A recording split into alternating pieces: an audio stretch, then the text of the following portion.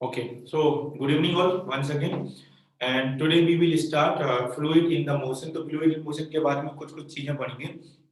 इसकी एक अच्छी चीज होती है कि फ्लूइड एट रेस्ट जो मोशन रेस्ट पर होते हैं उस पर फोर्स वगैरह की कई सारी कॉम्प्लिकेटेड कैलकुलेशंस भी आती हैं, लेकिन फ्लूइड इन मोशन में कुछ कुछ पर्टिकुलर पॉइंट्स ही होते हैं। उन पर्टिकुलर पॉइंट्स को अगर आप सही से फॉलो करते हैं तो you will get answers in a very easy way. तो write down heading fluid in motion. तो फ्लूइड इन मोशन की बहुत सारे एग्जांपल्स हैं। आपको पता है टैप वाटर खोलते हैं तो वहां फ्लूइड मूव करता है, नदी में रिवर्स में पानी फ्लो कर रहा है तो वो भी फ्लूइड इन मोशन है। और मैंने आपको जो शुरुआत के लेक्चर में बताया था कि जो झरना से पानी गिर रहा है वो भी फ्लूइड इन मोशन का ही एग्जांपल है, लेकिन जो मोशन की जो डायनामिक्स है वो बहुत कॉम्प्लिकेटेड है।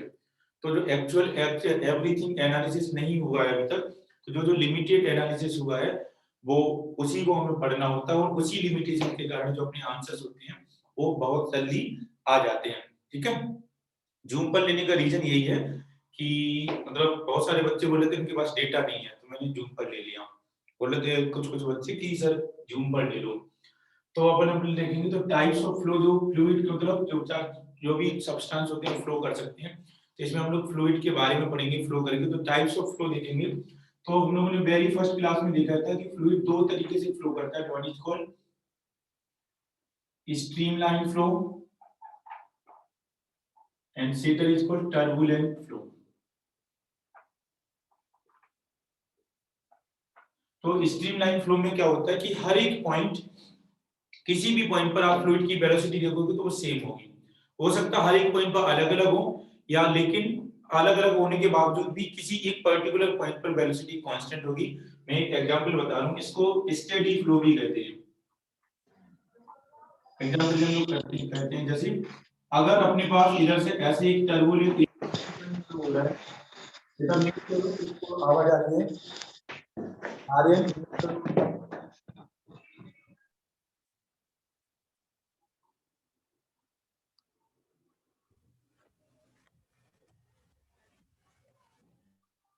ओके, सो अगर स्ट्रीमलाइन फ्लो में अगर लिक्विड ऐसे जा रहा है ऐसे करके, ऐसे स्ट्रीमलाइन में तो ऐसे स्ट्रीमलाइन टाइप से बनती है ऐसे करके कांस्टेंट फ्लो की, ऐसे अपने पास ऐसे लाइंस आती हैं, और इधर स्ट्रीमलाइन। तो हम कोई भी किसी भी पॉइंट को कंसीडर करेंगे। अगर हम लोग किसी भी पॉइंट्स को ऐसे कंसीडर करते हैं, कोई वेटिंग रूम में क्या नहीं, तो अगर हम किसी भी लाइन को कंसीडर करते हैं, किसी भी पॉइंट्स को मान के चलो हमने इधर पॉइंट ए लिखा, इधर पॉइंट बी लिखा, इधर ऑब्वियसली ए के पास जो क्रॉस सेक्शन है वो ज्यादा है, बी के पास क्रॉस सेक्शन कम है। तो मुझे आप देखकर बताओ क्या ए बी पर स्पीड बराबर होगी? क्या बी ए बराबर B B? Is it true और फॉल्स?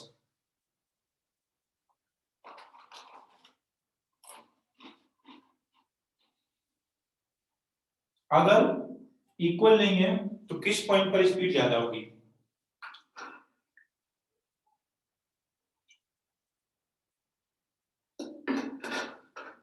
ए पे या बी पे? ए पे या बी पे? ऑब्वियसली बी पे। क्यों?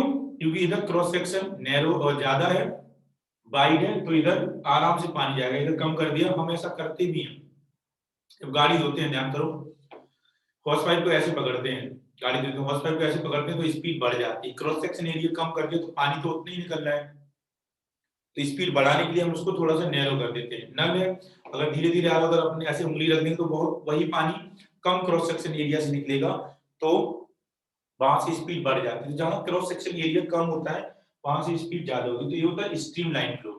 तो बी ए लेस देन बी बी होगा, क्रॉस सेक्शन एरिया ज्यादा तो स्पीड कम। अभी हम लोग मैथमेटिकली डिराइव भी करेंगे इसको।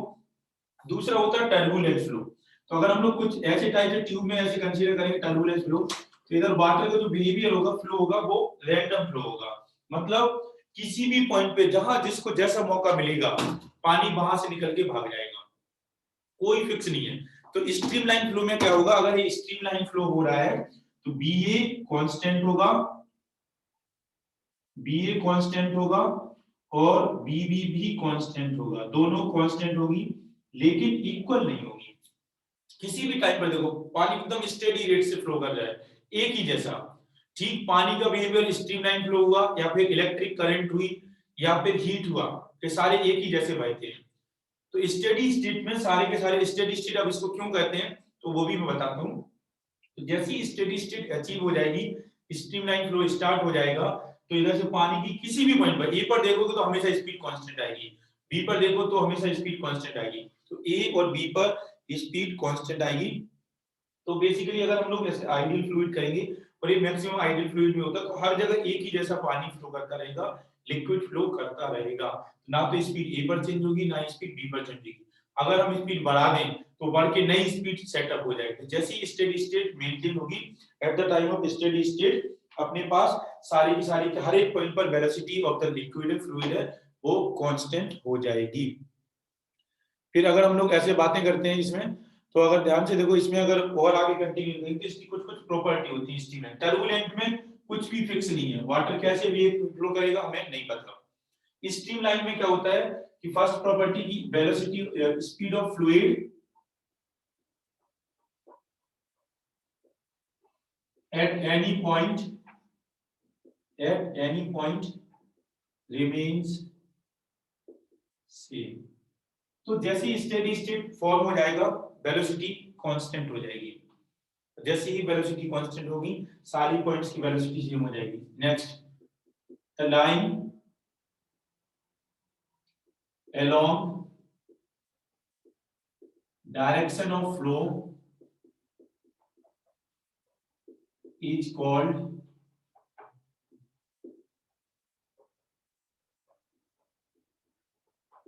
Stream line. तो जब लाइन होती है along the direction of flow, जिस लाइन में पानी बह रहा है, जैसे मैंने इधर से पानी बह रहा है तो इधर से ऐसे जाएगा, इधर से ऐसे जाएगा, तो ये जो लाइंस बनाई है इमेजिनरी लाइंस है, ऐसा नहीं है कि ये लाइन सच में हमें बनाना है, इमेजिनरी लाइंस। तो lines along the direction of flow are called stream line. तो ये स्ट्रीम लाइन इसी को कहते हैं हम लोग, ठीक है सर। स्ट्रीम लाइन, ये स्ट्रीम लाइन के पॉइंट्स है, मतलब हाँ स्ट्रीम लाइन के पॉइंट्स हैं, आप मुझे ना क्या चाहते हो। तो इधर से अपने पास ऐसे आ जाएगी स्ट्रीम लाइन। फिर एक और प्रॉपर्टी आएगी, two stream lines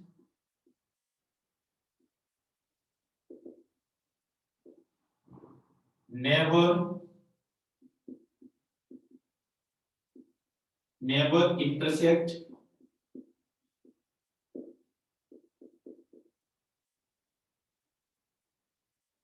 each other। कोई भी स्ट्रीम लाइंस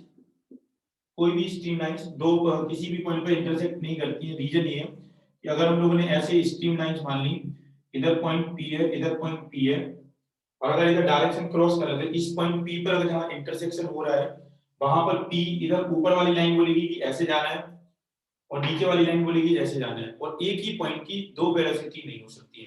कंपोनेंट हो सकते हैं, कंपोनेंट उसके वेक्टर के टुकड़े हैं, लेकिन एक्चुअली तो एक ही होता है ना। जैसे हम लोग लिखते हैं b cos theta b sin theta, तो वो उसके कंपोनेंट है, एक्चुअल b तो रिजल्टेंट के अलोंग ही होता है। तो एक ही पॉइंट दो जगह नहीं जा सकता है, ठीक है। तो इसीलिए जो कोई भी दो स्ट्रीम लाइन होती है वो कभी भी इंटरसेक्ट नहीं करती हैं। बिल्कुल करंट के जैसा ही है, ऐसे करंट में भी तो इलेक्ट्रिक फील्ड लाइंस आती हैं। तो अपने पास इसके फॉर्मूले भी ऐसे होते हैं, लेकिन वो जब सिलेबस में नहीं, अपने करंट के जैसे फॉर्मूले भी आते हैं, जब हम लोग विस्कोसिटी वगैरह पढ़ेंगे तब बताएंगे। इसका रेजिस्टेंस भी होता है, जैसे इलेक्ट्रिक रेजिस्टेंस होता है वायर का, ऐसे ही पाइप का भी रेजिस्टेंस होता है, लेकिन वो होता है जब विस्कोसिटी होती है। पाइप अपने पास लिक्विड नॉन आइडियल होता है, जहां विस्कोसिटी, इधर तो हम लोग आइडियल फ्लूइड पढ़ते हैं, यहाँ कोई रेजिस्टेंस नहीं होता है।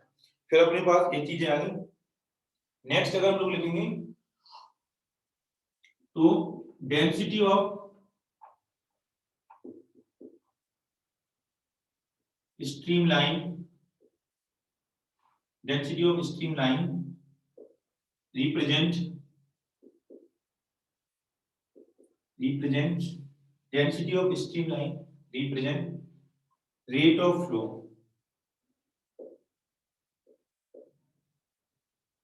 रेट ऑफ फ्लो, देखो जहां डेंसिटी ज्यादा होगी, इधर कम एरिया में ज्यादा लाइंस है, इधर ज्यादा एरिया में उतनी लाइंस है, नंबर ऑफ लाइंस तो सेम ही है, इधर एरिया कम होगा, इधर एरिया ज्यादा होगा।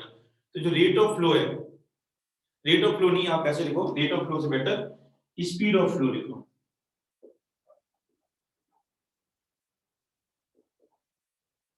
स्पीड ऑफ फ्लो, तो जहां पर जो लाइन आसपास आनी डेंसिटी बढ़ गई वहां स्पीड ज्यादा हो जाएगी, और जहां लाइन दूर दूर है वहां स्पीड कम होगी। तो जहां पर डेंसिटी, तो एक कुछ कुछ बेसिक प्रॉपर्टी है, कोई काम की नहीं है, ज्यादा कोई पूछता नहीं है। तो ये अपने पास स्ट्रीमलाइन बिहेवियर हो गया ऐसे करके। अब हम लोग के पास जो हम लोग देखेंगे ध्यान से, तो इसमें आता है equation of continuity steady flow में। बस ये पहला फॉर्मूला है जिससे आपके आंसर्स आएंगे, इक्वेशन ऑफ कंटिन्यूटी।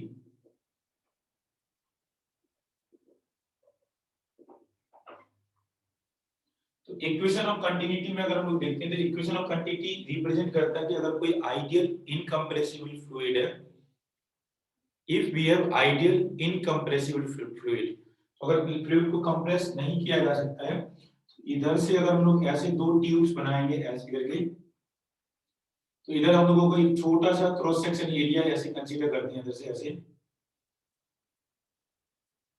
ऐसे, और ये हो जाएगा अपने पास dx, इधर एरिया हो जाएगा a, और इधर एक और छोटा सा क्रॉस सेक्शन बनाया ऐसे, एरिया हो गया ऐसे करके ऐसे, इधर हो गया dx और एरिया हो गया a2 a1। तो सेम वॉल्यूम, अगर सेम थिकनेस के हम लोग छोटे छोटे से एरिया कंसीडर करते हैं, तो इक्वेशन ऑफ कंटिन्यूटी हम लोगों से कहती है कि अगर हमने इधर से ऐसे स्ट्रीमलाइन भी बना दी, मैंने 3 स्ट्रीमलाइंस बना देता हूं, अगर इधर से हम लोग 10 लीटर 1 सेकंड में जो रेट ऑफ फ्लो है dv/dt, यानी कितना वॉल्यूम इन हो रहा है, इधर से अगर मैं 10 लीटर पर सेकंड वाटर इन करूं तो इधर कितना वाटर बाहर निकलेगा, स्टेडी स्टेट में बात कर रहे हैं। स्टेडी स्टेट मतलब पाइप पूरा भर चुका है, ऐसा नहीं है कि पाइप खाली है। तो अगर पाइप खाली है तो उसको स्टेडी स्टेट नहीं कहेंगे, क्योंकि जब पाइप खाली रहेगा तो पहले कुछ टाइम तो स्टेडी स्टेट आने में लगेगा, पहले पूरा पाइप भरेगा फिर पानी बाहर निकलना शुरू होगा। तो स्टेडी स्टेट पूरा पाइप फुल ऑफ लिक्विड है, स्टेडी स्टेट मेंटेन हो गई। अब मैंने 1 सेकंड में 10 लीटर पानी इधर से इन किया, तो बाहर इधर कितना पानी बाहर निकलेगा, कितना वॉल्यूम इन बाहर होगा,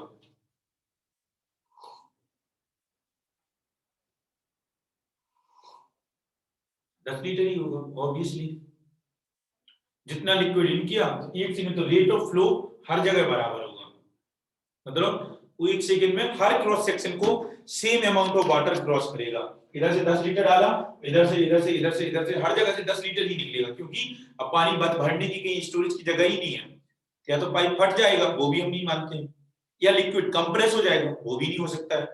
10 लीटर इधर से इन किया, 10 लीटर आउट होना ही पड़ेगा, सिंपल सी चीज है, conservation, mass conservation.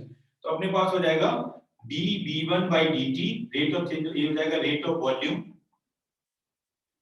Rate of volume flow. तो अगर हम लोग लिखेंगे तो इधर कितना वॉल्यूम आएगा, छोटा सा एरिया तो वॉल्यूम लिखेंगे, तो वॉल्यूम हो जाएगा अपने पास, जो अपने पास हो जाएगा area into dx, a1 into dx divided by dt is equal to x1 x2 ले लो, और equal to a2 into dx, ये हो जाएगा dx, ये हो जाएगा सेकंड वॉल्यूम इनटू dt। जो इधर छोटा सा क्रॉस से इधर छोटा सा वॉल्यूम लिया, इस वॉल्यूम में कितना पानी होगा, a1 dx इतना, और इधर कितना होगा a2 dx2, तो उसका रेट लिखेंगे तो डिवाइडेड बाय dt, dx/dt हो जाएगा इधर a1 के पास रेट ऑफ फ्लो, इधर से अपने पास बनेगी a1 b1 equals to a2 b2 equals to volume, flow of volume per unit time. तो इक्वेशन ऑफ कंटिन्यूटी बेसिकली जो बेस्ड है, it is based on mass conservation. जितना मास इन हुआ उतना ही मास बाहर निकलेगा, और इसमें अगर हम डेंसिटी मल्टीप्लाई करते हैं दोनों में, तो डेंसिटी तो वॉल्यूम इनटू डेंसिटी क्या हो जाएगा, ये हो जाएगा वॉल्यूम पर यूनिट टाइम, और जब डेंसिटी इनटू वॉल्यूम कर देंगे तो वो क्या हो जाएगा, मास पर यूनिट टाइम। तो अगर हम लोग लिखेंगे तो dm/dt इक्वल्स टू हो जाएगा dm/dt दोनों साइड पर, density into area into v1 equals to density into area into v2 equals to हो जाएगा मास पर यूनिट टाइम, मास फ्लो, कितना मास फ्लो है। तो अगर जितना मास 10 kg ऑफ वाटर इन किया इधर से, तो बाहर से भी 10 kg ऑफ मास है, no mass loss anywhere else. तो ये इक्वेशन ऑफ कंटिन्यूटी बड़ी छोटी सी चीज है, a1 v1 बराबर a2 v2, एरिया कम तो स्पीड ज्यादा, जितना एरिया कम कर दिया उतनी स्पीड ज्यादा होगी, बहुत काम की चीज है। और इसमें लिमिटेशन है कि इक्वेशन ऑफ कंटिन्यूटी दो ही इक्वेशन है, और न्यूटन्स लॉ के जैसा नहीं कि एक ही f इक्वल्स टू ma आप सोचते रहो, इसमें दो ही इक्वेशन है और वो बड़ा आराम से दिख जाता है। तो हो जाएगा मास पर यूनिट टाइम। एक होती है इक्वेशन बर्नौली इक्वेशन, ये छापो, तो लिखता हूं बर्नौली इक्वेशन। बर्नौली इक्वेशन का ड्यू टू टाइम कंस्ट्रेंट अभी मैं प्रूफ नहीं दूंगा, प्रूफ कभी किसी और दिन डिस्कस कर लेंगे। वो एनर्जी कंजर्वेशन पर बेस्ड है, मैं बताता हूं, स्टेटमेंट बताता हूं, लिखना बताता हूं, और फिर आते हम लोग उसके एप्लीकेशन पे। प्रूफ बर्नौली का पूछ लेना कभी भी, ठीक है।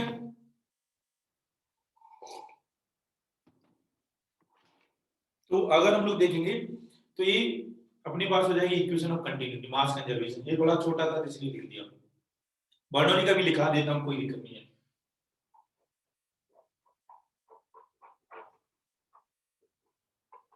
बर्नौलीज थ्योरम, तो बर्नौलीज थ्योरम ये है जो ये कंजर्वेशन ऑफ एनर्जी,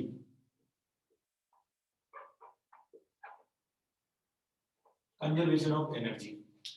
तो अगर हम लोग कंजर्वेशन ऑफ एनर्जी के लिए, तो हमारे पास दो एनर्जी तो हमें पहले ही पता है, पोटेंशियल एनर्जी और पर यूनिट वॉल्यूम। ये ऐसा क्यों लिखते हैं, अभी तक जो हम लोग पढ़ रहे थे सॉलिड्स में उसमें m मास की पोटेंशियल एनर्जी लिख रहे थे, क्योंकि सॉलिड में m मास होता था।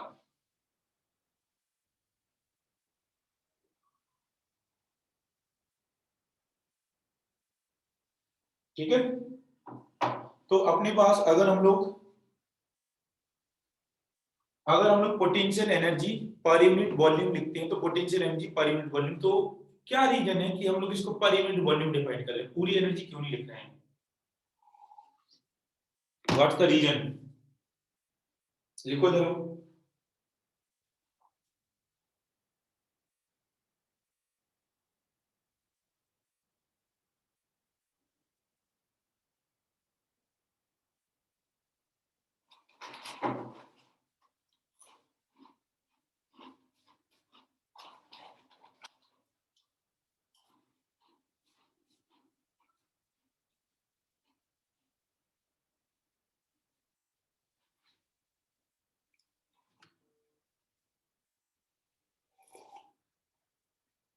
क्यों अलग अलग वॉल्यूम के लिए अलग अलग क्यों होगी, तो वो तो मास के लिए भी होता है।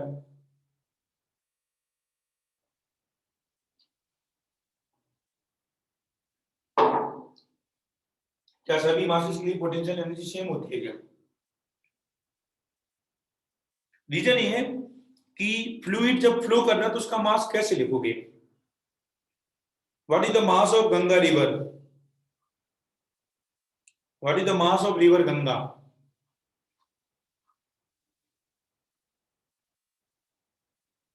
वाटर को एज ए होल मेजर करना मुश्किल है। हाँ भाई, मास तो डिफाइन ही नहीं है यार, कितना ग्लेशियर पिघल रहा है, बारिश होकर फिर से ऐसे, तो हजारों साल से बह रही है नदी, कितना मास आया कितना बचा कितना जाएगा पता ही नहीं, डिफाइन ही नहीं है। तो बी कंसीडर इनफाइनाइट तो नहीं है, इनफाइनाइट कैसे, अगर इनफाइनाइट पानी होता तो फिर तो बात ही क्या थी यार बेटा, फिर तो मंगल पे भी भेज दो, शनि पे भी भेज दो, सब जगह भेज दो और कब्जा कर लो। अपनी टेंडेंसी होती है ह्यूमन की, जहां जाओ वहां कब्जा कर लो, पहले मेहमान की तरह जाते हैं, फिर धीरे धीरे हलो हाय करते हैं, फिर बोलते हैं तो अब नहीं है। तो इसीलिए हमें पता नहीं कि कितना वाटर आया कितना जाए, तो वी डिफाइन स्पेसिफिक पॉइंट से हम लोग देखते हैं कितना पर यूनिट वॉल्यूम चीज है। तो अपने पास हो जाएगा mgh डिवाइडेड बाय वॉल्यूम, तो अपने पास आ जाएगा रो gh। तो वहां मास का खेल होता था, इधर रो का खेल हो जाएगा। सिमिलरली हम लोग लिखते हैं kinetic energy per unit volume, kinetic energy per unit volume हो जाएगा half m v square divided by volume, तो आ जाएगा 1/2 रो v स्क्वायर, 1/2 रो v स्क्वायर आ जाएगा। ये हो जाएगी काइनेटिक एनर्जी। इक्वल होती है प्रेशर एनर्जी,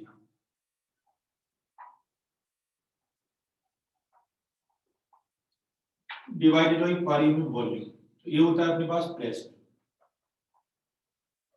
अब प्रेशर एनर्जी ये नया टर्म है फ्लूइड में, ऐसे समझना, जब हम स्प्रिंग पे वर्क करते हैं तो स्प्रिंग में कुछ एनर्जी स्टोर हो जाती है, तो जो एनर्जी स्टोर होती है वो that in form of spring potential energy होती है। तो स्प्रिंग, तो प्रेशर भी तो एक फोर्स का ही फॉर्म है, कुछ ना कुछ फोर्स होता है, फ्लूइड का मास हो, ग्रेविटी हो, कुछ भी हो, तो प्रेशर का भी तो रीजन वही होता है कि फोर्स के कारण, तो प्रेशर है तो फोर्स है, थ्रस्ट फोर्स है, तो जो उस थ्रस्ट फोर्स के कारण जो एनर्जी जो उसका वर्क होता है वो प्रेशर एनर्जी के फॉर्म में स्टोर हो जाता है। It's more difficult to move in the high pressure as compare to low pressure, obviously ज्यादा फोर्स आएगा। तो एक और अपने पास नया टर्म, तो प्रेशर एनर्जी मतलब प्रेशर। तो कंजर्वेशन यही कहता है कि अगर अपने पास दो अलग अलग लिक्विड्स के लेवल हैं, किसी भी मान के चलो अपने पास इधर ऐसे पाइप है, ऐसे करके ऐसे, और ऐसे करके इधर इधर एरिया, इधर जो स्पीड है वो v1 है, लिक्विड की इधर स्पीड जो है वो v2 है, और इनकी जो हाइट्स हैं ये v1 v2 ऐसे करके, तो ये जो हाइट है इनकी, इधर हाइट h2 है और इधर हाइट h1 है, हाइट h1 है h2 है। फोर्स के लिए जैसे रेफरेंस लिखा था वैसे ही नॉर्मल जैसा, वैसे प्रेशर के लिए क्यों नहीं लिखते? क्यों? प्रेशर फोर्स के लिए रेफरेंस कहाँ होता है? अच्छा, फोर्स रेफरेंस पे डिपेंड करता है। अगर तुम 100 किलो का वजन अपने सिर पे रखो, मैं आंख बंद कर लूं, तुम्हारा फोर्स गायब, तुम्हारी तकलीफ खत्म।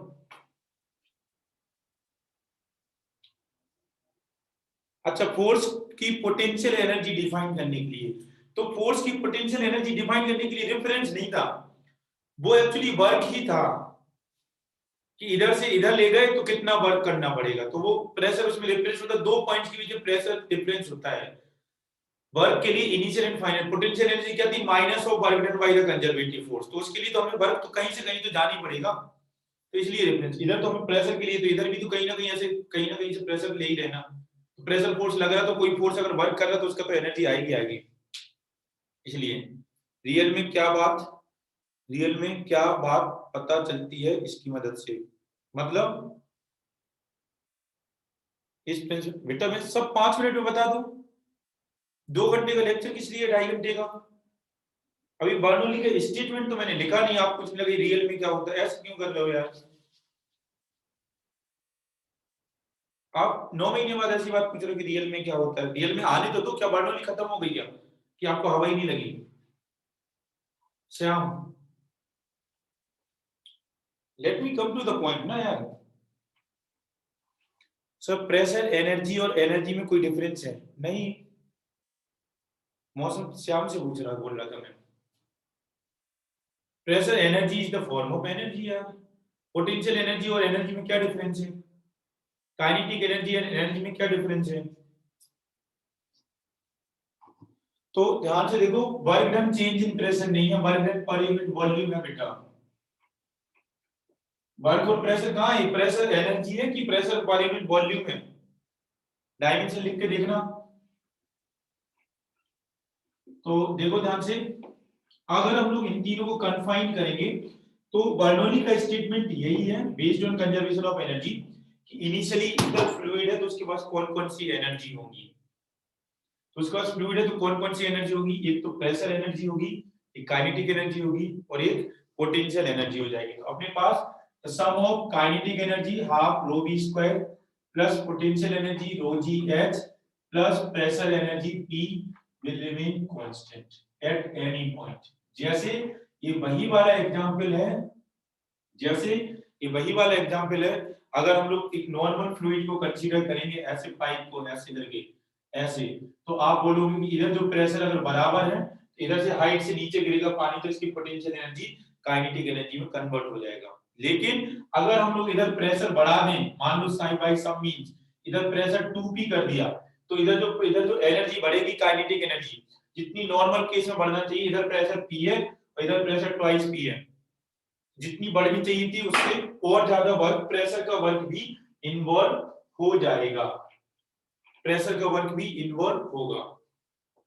जैसे अगर मैं आपको ऐसे कंसीडर करूं, देखो अगर एक नॉर्मल हॉरिजॉन्टल पाइप है ऐसे करके, तो हमें इधर से प्रेशर लगाना पड़ता है तभी जाकर इधर से पानी सप्लाई तक घर घर तक पहुंचता है पानी। लेकिन अगर ध्यान से देखें सेम लेवल पर जा रहा है, तो ऐसा थोड़ी होगा कि कुछ देर बाद रुके, वो चलता ही रहेगा। इधर से जैसे एंटर करेंगे तो उसको जो आगे बढ़ाने के लिए प्रेशर नहीं, तो जो रेट ऑफ फ्लो है, स्पीड है, वो कम हो जाती है। वो किसके कारण कम होती है? रियल सिचुएशन में विस्कस फोर्स के कारण। तो वो एनर्जी का लॉस होता है ड्यू टू विस्कोसिटी। तो उस एनर्जी को लॉस को बचाने के लिए हम एडिशनल एनर्जी प्रोवाइड करते हैं, प्रेशर एनर्जी, धक्का देते हैं प्रेशर लगा के। तो उस वर्क को जो फ्रिक्शन के कारण लॉस हो रहा है विस्कस के कारण, उसको रिकवर किया जाता है with the help of pressure energy.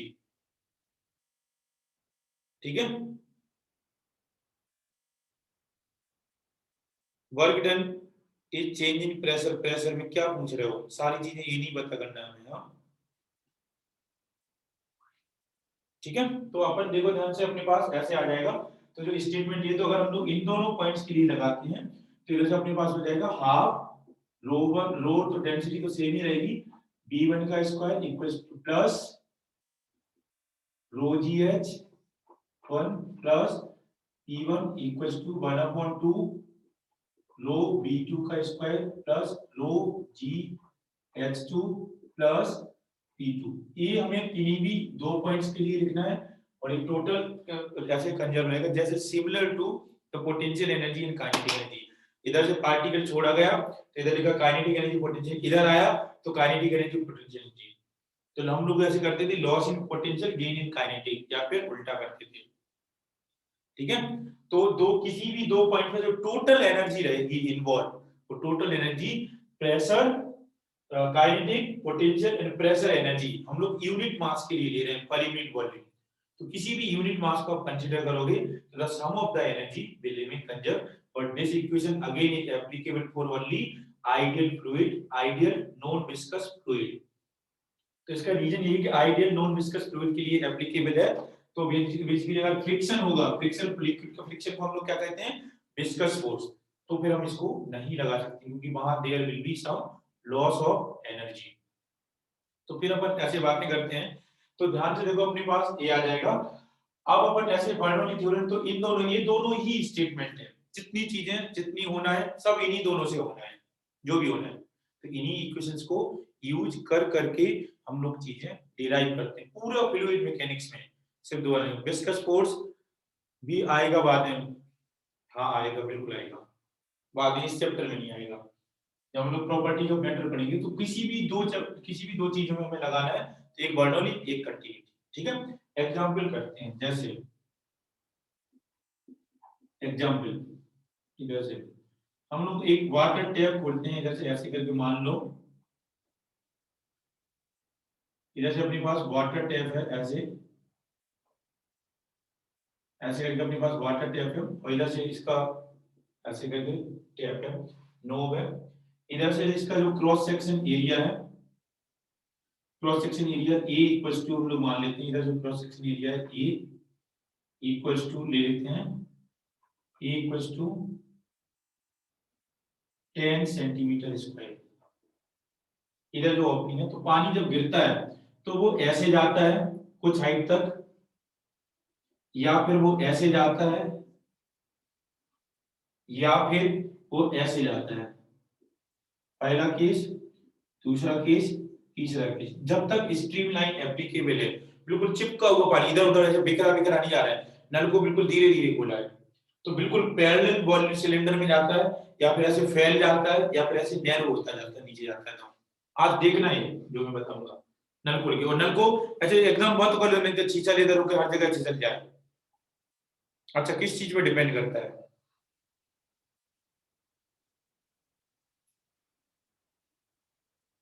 जोर से चलाए नल में। हम बात कर रहे हैं स्ट्रीमलाइन फ्लो की, बिल्कुल स्टेडी फ्लो हो रहा है, बिल्कुल एकदम ऐसे इधर उधर नहीं भाग रहे हैं मॉलिक्यूल, बहुत तेज, बिल्कुल एकदम नैरो ट्यूब में जा रहा है। The answer would be third part. One सबका गलत है। जो पानी का अगर आप देखना एकदम ऐसे चला के, तो पानी ऐसे नैरो होता जाता है ऐसे, फिर एक टाइम बाद वो इधर ऐसे ऐसे हो जाता है ऐसे करके। और जब तक स्ट्रीमलाइन रहता है तो उसका डायमीटर कम होता जाता है, वो मैं बताता हूँ, देखो कैसे होता है। तो क्वेश्चन ऐसे कि इधर एरिया है, इधर जो A1 इतना हो जाएगा, और जो B1 रेट ऑफ फ्लो है, स्पीड ऑफ फ्लो है, स्पीड ऑफ फ्लो मान लो 5 metre per second, speed of flow 5 metre per second है। Density of water 1 gram per cc लिया हम लोगों ने। Density of water 1 gram per cc लिया, और इधर हम लोगों ने कोई हाइट h कंसीडर की, h equals to 20 centimetre, 10 centimetre, h equals to 10 centimetre. इधर इधर अपने पास आ जाएगा ऐसे। तो क्वेश्चन इज दैट टैप को ओपन किया गया तो रेट ऑफ फ्लो इतना है,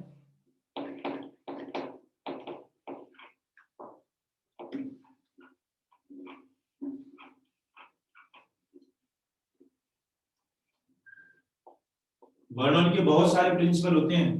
घर की छत का उड़ना तूफान में can be explain by Bernoulli, हवाई जहाज का उड़ना इज एक्सप्लेन बाय बर्नौली, और भी चीजें होती हैं। देखो बताता हूँ, अभी धीरे धीरे पढ़ेंगे, पहले मैथमेटिक्स पर बेस्ड क्वेश्चन कर लो। तो फाइंड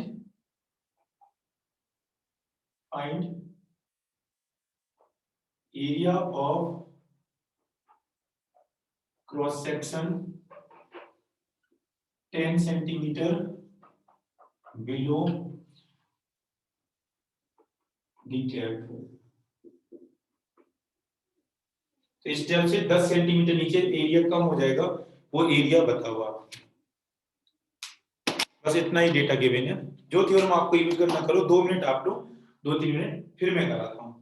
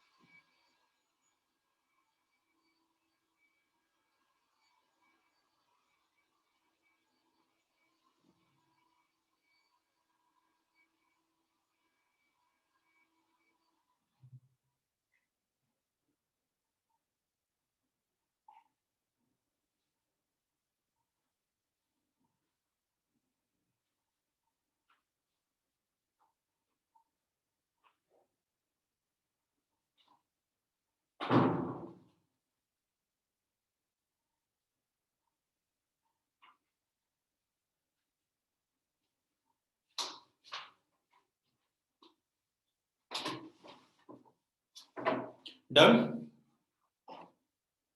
तो 5/√2, चलो देखते हैं। तो इधर से देखो वही है, इधर अपने पास स्पीड हो जाएगी v2 एंड हमें पता है कि जब पानी नीचे गिरता है तो स्पीड बढ़ने लगती है और इधर हो जाएगा v एरिया हो जाएगा a2। तो पहली रिलेशन अपने पास आएगा a1 b1 बराबर a2 b2। एक इक्वेशन हो गई, एक इक्वेशन आ गई। दूसरी इक्वेशन हम लोग लिखेंगे तो दूसरी इक्वेशन अपने पास आएगी इधर से अपने पास बर्नौली, तो इधर से कितना हो जाएगा 1/2 रो v1 स्क्वायर प्लस इधर हम लोगों ने ग्रेविटी को इधर ले लो ug, ग्रेविटेशनल पोटेंशियल एनर्जी 0 मान लो, तो इस पॉइंट पर जो ग्रेविटेशनल पोटेंशियल एनर्जी हो जाएगी 1/2 रो v1 square plus rho g h1 plus pressure p atm।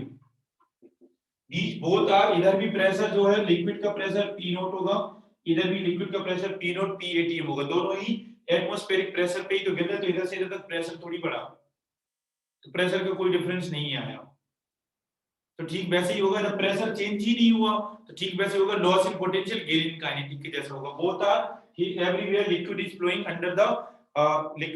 Under the same atmospheric pressure. तो अपने पास p atm equals to 1/2 rho v2 square plus rho g h2, वो 0 हो जाएगा, potential energy 0 plus pressure again p atm। इधर energy लिखी p atm से p atm उड़ गया और हमें चाहिए एरिया। तो डेंसिटी से हर एक टर्म जो डेंसिटी वाला है वो कैंसिल हो जाएगा, तो अगर हम डेंसिटी कैंसिल कर देंगे तो डेंसिटी डेंसिटी डेंसिटी कैंसिल हो जाएगी और इधर से अपने पास आ जाएगा v1 square minus v2 square equals to 2gh। v1 square minus, उल्टा लिख दिया मैंने, इधर इस साइड ले जाओ तो v2 square minus v1 square equals to 2gh1 की जगह हमने h लिख दिया। अब हमें v1 v2, तो अगर मैं v1 v2 लिखूंगा तो हमें पता है दो इक्वेशन दो अननोन, v2 को अगर हम लोग फाइंड करेंगे तो v1 इक्वल्स टू अपने पास v1 तो पता है v2, तो v2 स्क्वायर इक्वल्स टू कितना हो जाएगा 2gh, तो 2 into 10 into h कितना है 10/100 इक्वल्स टू हो जाएगा 2, तो v2 इक्वल्स टू अपने पास हो जाएगा √2 मीटर पर सेकेंड। ये v2 आ गया, उठा के इधर पटक दो, आंसर आ गया, खत्म। उठा के इधर रख दो, अपने पास आंसर आ जाएगा। अकॉर्डिंगली मैं बता ही देता हूं, जैसे अपने पास जो फाइनल आंसर आएगा a1 b1, तो अपने पास कितना हो जाएगा, एरिया को सेंटीमीटर स्क्वायर में रख रहा हूं, b1 है √2 equals to a1 b1 equals to, नहीं a1 और स्पीड है इधर 5, तो a1 b1 equals to a2 b2, जो a2 आएगा that will be equals to अपने पास हो जाएगा 25√2, नहीं मैंने कुछ कैलकुलेशन एरर की क्या, हाँ पूरा ऐड नहीं किया, सॉरी सॉरी सॉरी सॉरी, इसीलिए तो मैं सोच रहा था कि स्पीड कम कैसे होगी। इधर से अपने पास हो जाएगा रो जी, तो इधर से 2 into g into h को 10/100 ये v1 स्क्वायर ऐड करना मैंने ध्यान नहीं दिया, और प्लस v1 स्क्वायर, तो v1 स्क्वायर कितना है अपने पास 25, इधर से जो अपने पास आंसर आएगा 222, इधर से हो जाएगा 27 metre per second, this implies 27 आ जाएगा, दिस इंप्लाइज जो v2 इक्वल्स टू आ जाएगा वो हो जाएगा 3√3। अब हम लोग a1 b1 करेंगे, तो a1 है 10 b1 है 5 इक्वल्स टू a2 है पता नहीं और b2 है 3√3, तो अपने पास जब a2 आएगा that will be equals to हो जाएगा 50 डिवाइडेड बाय 3√3, और यूनिट सेंटीमीटर, a1 को सेंटीमीटर में ही रखा था, सेंटीमीटर स्क्वायर में आंसर आ जाएगा। ठीक है सर, प्रेशर वाली बात समझ नहीं आई, ऊपर पानी की वजह से रो जीएच प्रेशर लगेगा। अच्छा चलो देखते हैं सर, वहां वो A2 होगा, कहां पर A2 होगा, B2 की जगह A2 लो। इधर जब पानी हवा में गिर रहा है तो पानी पर कौन सा प्रेशर लगेगा बताना जरा, इस वाले ओपन टू द एटमॉस्फेयर है, तुम पर कितना, ये मार करके हर एक पॉइंट पर कितना प्रेशर है बताओ, पानी ओपन टू द एटमॉस्फेयर गिर रहा है तो सिर्फ एटमॉस्फेयर का ही तो प्रेशर आएगा, बस ओपन टू एक्सपोज्ड टू, तो जो भी लिक्विड का प्रेशर होगा हर जगह P नॉट ही है, पानी में एक्सपोज्ड है, तो अपने पास ऐसी चीजें आ जाएंगी, तो ऐसे यूज करते तो आ गया आंसर, हर एक में ऐसे करते हैं। फिर अपने पास होता है एप्लीकेशन ऑफ बर्नौली, तो जो एप्लीकेशन है वो न्यूमेरिकल्स भी है और क्वेश्चंस भी उस पर आते हैं, तो एप्लीकेशंस पहले लिखते हैं फिर उनकी न्यूमेरिकल्स भी कराऊंगा। तो मोस्ट ऑफ द चीजें बस ये थ्योरी यही खत्म होती है। अब इसके अच्छे अच्छे एप्लीकेशंस बचे हैं। थ्योरी मतलब जैसे F इक्वल्स टू ma की भी थ्योरी वहां खत्म हो जाती है, शुरुआत वहीं से होती है F equals to ma theory के बाद, ठीक है। मतलब तब होगा जब ये स्पेसिफाई अप्लाई कौन कर रहा है, मतलब नहीं जब नीचे जाएगा ऊपर वाला पानी, अरे यार नीचे जाएगा तो कितना भी लगाए बैलेंस हो गए तो प्रेशर एटमॉस्फेयर भी आएगा। तुमने ऐसे 50 बुक रख दी, प्रेशर पीएटीएम ही है ना यार, ऊपर वाला कोई कितना भी लगाए बैलेंस होकर प्रेशर तो पीएट में, इधर हर एक मॉलिक्यूल एक दूसरे पर लगा रहा है, नेट क्या आएगा, इस तरह एटमॉस्फेयर इक्विलिब्रियम में है यार, तो नेट एटीएम का प्रेशर ही होगा। हमें सबको क्यों देखना है, जितना भी हो कोई किसी को भी लगाए प्रेशर जो इक्विलिब्रियम में तो एटमॉस्फेयर के साथ ही है ना, तो इधर से आ जाएगा। तो एक जो एप्लीकेशन ऑफ बर्नौली थ्योरम, ये हमें समझना है। तो एप्लीकेशन ऑफ बर्नौली थ्योरम, तो बीटी का एप्लीकेशन देखो, तो फर्स्ट एप्लीकेशन जो होता है that is called venturi tube.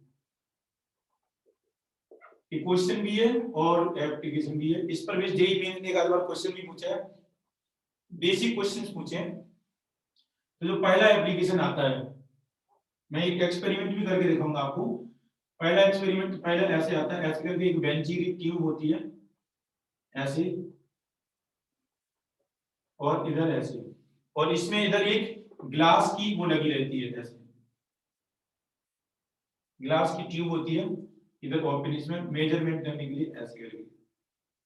तो बेसिकली इधर से फ्लूइड इन करता है ऐसे करके,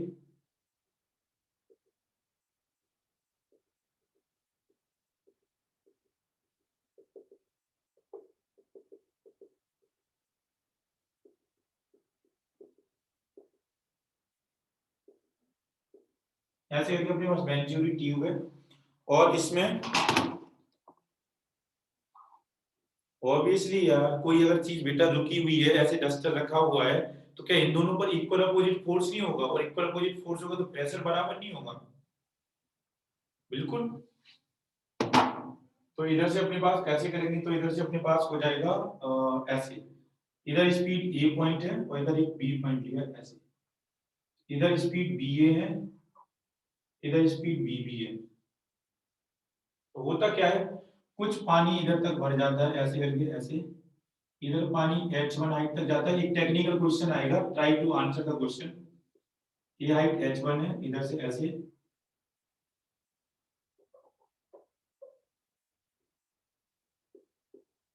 इधर हाइट h1 है,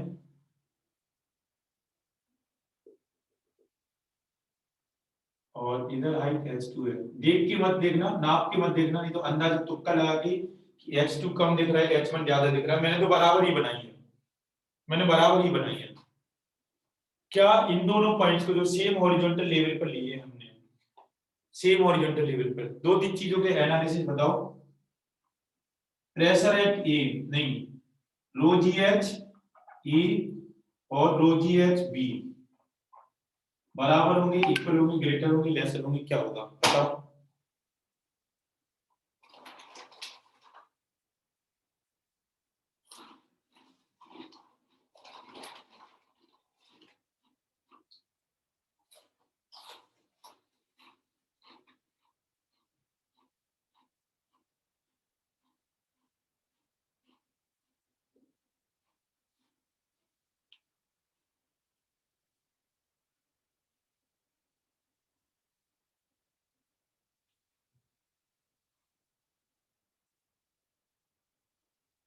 किस पर ज्यादा होगा,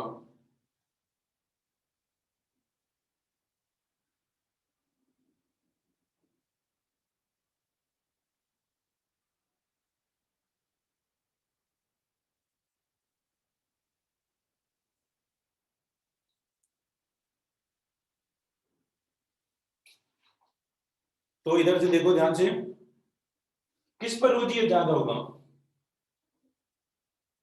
क्यों रो जी एच ज्यादा क्यों होगा ए पर, कौन सा पैरामीटर ज्यादा होगा, क्या डेंसिटी अलग अलग है, या जी अलग अलग है, या दोनों की हाइट ग्राउंड से अलग अलग है, हाइट अलग अलग है इधर ए और बी पे, पॉइंट इधर ए है, इधर पॉइंट बी है, क्या अलग अलग हाइट्स पे नहीं? मैंने इनकी हाइट की कहा था कि इन हाइट को नहीं देखना है, मैंने इसको कहा है ए तो h1 h2 में बोल रहा हूं पॉइंट ए और पॉइंट बी।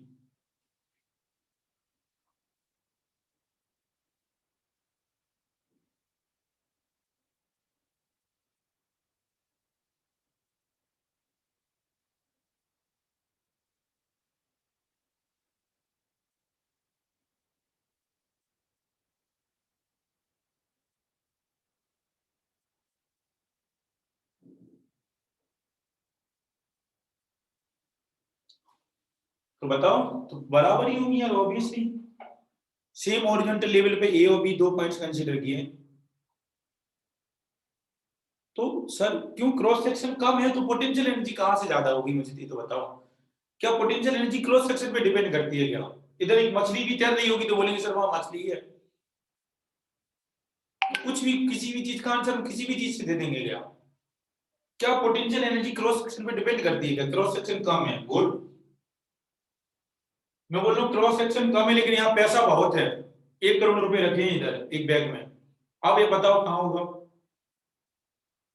क्या 1 करोड़ से हम लोग पोटेंशियल एनर्जी डिफाइन करेंगे क्या, बोलो? ऐसे लॉजिक क्यों लगाते हैं अपन? हमें पोटेंशियल एनर्जी देखना है, वो लॉजिक तुम्हें तो उल्टा आर्ग्यू करना चाहिए था। अगर मैं ऐसा बोलूं, ऐसे इतना बोलते कि सर ये तो हाइट्स बराबर है, फिर किस बेसिस पे आपने अलग कर दिया? तो मैं बोलता 1 करोड़ रुपए रख, वहां जहां रखे वही मैं ज्यादा मानूंगा, वहां वजन ज्यादा है, जहां पैसा वहीं सब चीजें ज्यादा, पैसे वाले सब कुछ करा लेते हैं। वो जिंदा आदमी को मुर्दा, मुर्दा को जिंदा भी कर देते हैं पैसे से। ऐसे थोड़ी देखते हैं, इसलिए तो अपन साइंस से ऐसे कोई थोड़ी मानता है पैसे ज्यादा चाहिए। तो इधर से अपने पास दोनों जगह पोटेंशियल एनर्जी बराबर है, ऐसे आर्ग्यूमेंट मत किया करो, गैस करो।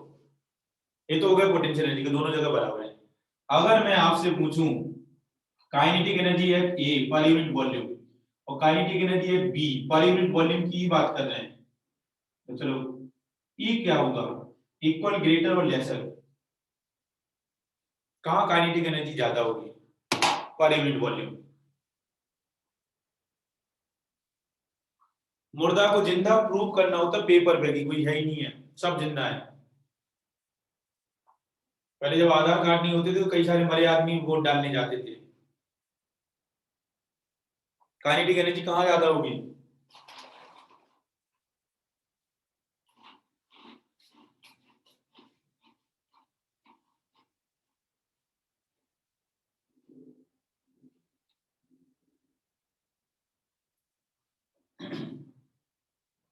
काइनेटिक एनर्जी जहां स्पीड ज्यादा वहां काइनेटिक एनर्जी ज्यादा।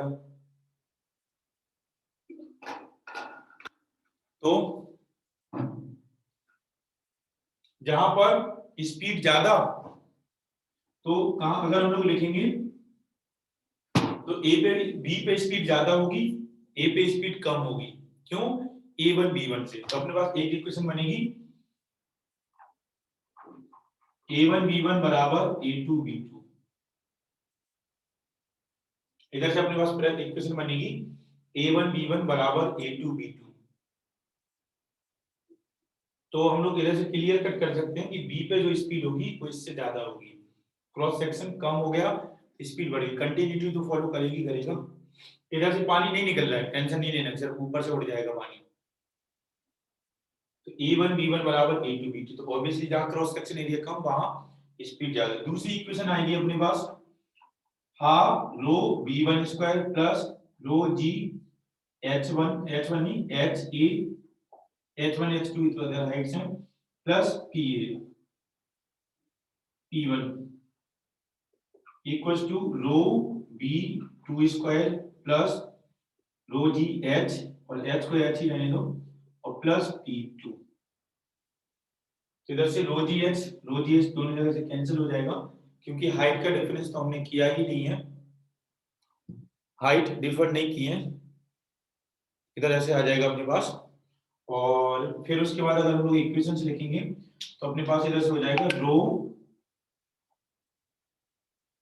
1/2 रो v1 स्क्वायर माइनस स्पीड कौन सी ज्यादा होगी b2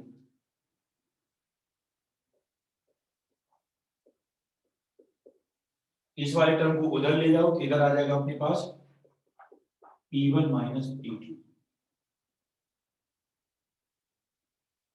P1 माइनस P2। देखो ध्यान से, तो बस मेरा कंक्लूजन यही है। मैं आपको लिखा देता हूं वो, फिर बताते हैं क्या कंक्लूजन करना है।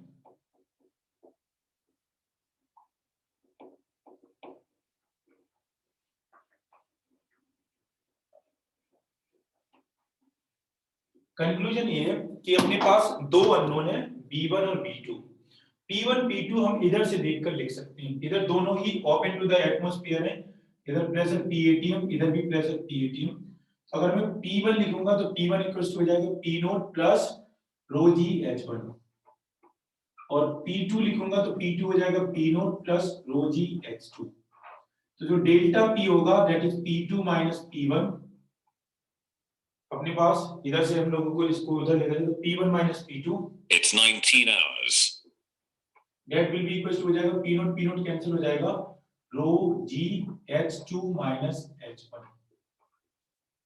इधर से हम लोग इधर से इधर आए और इधर से इधर आए। इधर जो गॉस प्रेशर होगा वो इसकी हाइट डिफरेंस पर डिपेंड करेगा, इधर जो गॉस प्रेशर होगा वो उसकी हाइट पर डिपेंड करेगा।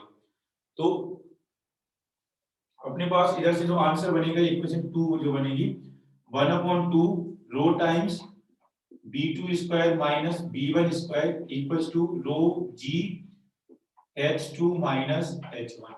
इधर से रो कैंसिल हो जाएगा और जो B2 स्क्वायर आएगा B1 स्क्वायर आएगा that will be equals to अपने पास हो जाएगा और 2G H2 था H1 था H1 H2 तो H1 माइनस H2 आ जाएगा। अपने पास दो इक्वेशंस, एक इक्वेशन दूसरी इक्वेशन, तो इन दोनों इक्वेशंस को सॉल्व किया जा सकता है। दो अननोन है, एक तो इधर स्पीड एक इधर स्पीड, सारी चीजें नोन है। क्यों P1 minus P2 minus P1 क्यों होगा? मैं B1 को इधर ले गया तो P2 इधर आएगा, B1 को इस साइड ले लिया तो P2 इधर आएगा यार। तो इसमें भी डाउट है क्या? ट्रांसफर कैसे करते हैं? तो इधर से अपने पास ऐसे आ जाएगा। तो अब मेरा कंक्लूजन ये है, क्वेश्चन फ्रॉम यू ये, कौन सी हाइट, जहां प्रेशर ज्यादा होगा वहां ये हाइट ज्यादा होगी।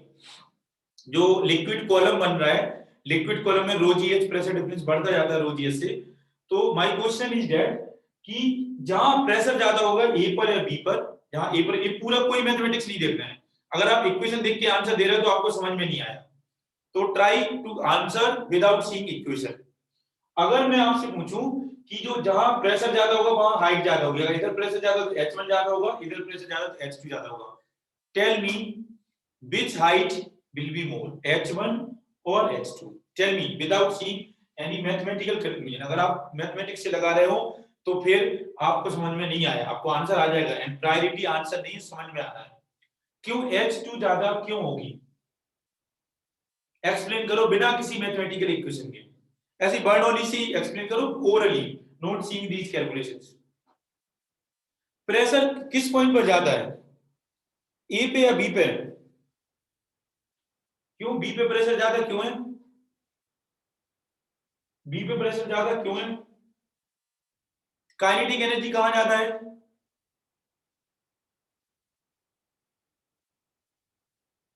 क्रॉस सेक्शन कम है तो स्पीड ज्यादा हुई ना यार।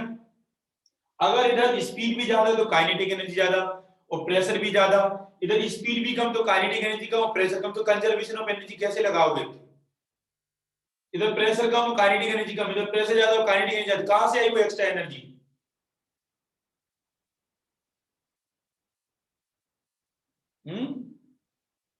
बर्नौली थ्योरम तो कुछ और कह रही, यही तो हमें कन्फ्यूजन रहती है। इधर बहुत तेज बह रहा तो प्रेशर भी बहुत ज्यादा होगा, ऐसा नहीं होता है लाले, मतलब बच्चे, यही तो बर्नौली है। अगर किसी दो पॉइंट्स के बीच की काइनेटिक एनर्जी बढ़ा दो, एयर की या लिक्विड की या फ्लूइड की, तो वहां प्रेशर कम हो जाता है। तो इधर स्पीड बढ़ गई तो प्रेशर कम हो जाएगा, तो H1 कम हो, H2 कम होगा, H1 ज्यादा होगा। ये मैं प्रूव करूंगा, मतलब दिखाऊंगा एक्सपेरिमेंटली।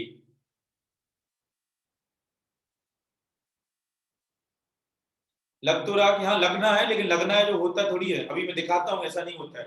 जो घर की छत उड़ती है वो इसी कारण से तो उड़ जाती है। तो जहां स्पीड ज्यादा हुई वहां प्रेशर कम हो जाता है, ये ध्यान रखना। K1 P1 बराबर K2 P2 होता है, अगर हम लोग का पोटेंशियल एनर्जी को कंसीडर ना करें तो। काइनेटिक एनर्जी ज्यादा तो प्रेशर एनर्जी कम, प्रेशर कम। देखो दिखाता हूं अभी।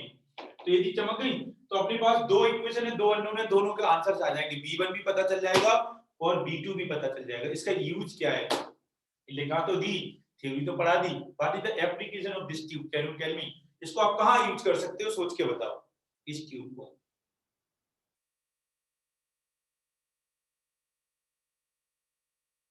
ए पे उल्टा, ऐसा क्या है सर? कहां यूज करते, सबमरीन में क्यों यूज कर सकते हैं बताओ इसको।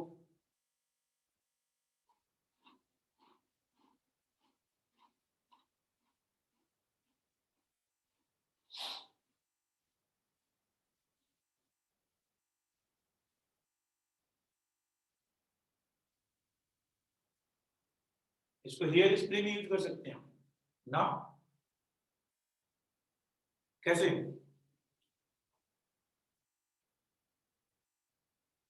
इसको यूज करते हैं टू फाइंड, इसका एप्लीकेशन है to find speed of fluid. Speed of fluid H1 H2 ये ग्लास के होती है, तो देखकर पता कर लो। यहाँ मार्किंग भी होती है स्टैंडर्ड 1 2 3 4 सेंटीमीटर में, तो देख के ही पता चल जाता है कि H1 कितना है, H2 कितना है। और H1 H2 के साथ हमें डेल्टा G पता ही होता है, और B1 B2 इन दोनों इक्वेशन को A1 A2 भी पता होता है। क्रॉस सेक्शन ऑफ ट्यूब हम लोग मैन्युअली मेजर कर लेंगे स्केल से। इधर से अपने पास ऐसे आ जाएगा, तो बेसिकली अपने पास H1 H2 सब कुछ पता है, सिर्फ B1 B2। तो इस ट्यूब को हम जैसे अगर नदी की रिवर फ्लो पता करना है तो हम इसको नदी में डुबाएंगे और H1 H2 देखकर इस डेटा में पुट करके आंसर आ जाएगा, नदी की स्पीड पता चलेगी। इसको हम लोगों ने नल का जो पानी आ रहा है उसमें कनेक्ट कर दिया, एक साइड इधर कसा, इधर बीच में पाइप में बीच में जॉइंट्स के बीच में फंसा दिया, तो इधर से H1 H2 नल में जो वाटर फ्लो आ रहा है उसको, तो कहीं भी वाटर फ्लो की स्पीड पता करना है देन वी यूज बेंचरी ट्यूब। ठीक है, तो स्ट्रो कोल्ड ड्रिंक, अच्छा कोल्ड ड्रिंक पीने के लिए है कुछ भी। फिर देखो ध्यान से ऐसे, अपने पास ये हो जाएगा बेंचरी ट्यूब। और एप्लीकेशन पढ़ते हैं, और एप्लीकेशन पढ़ते हैं अपन।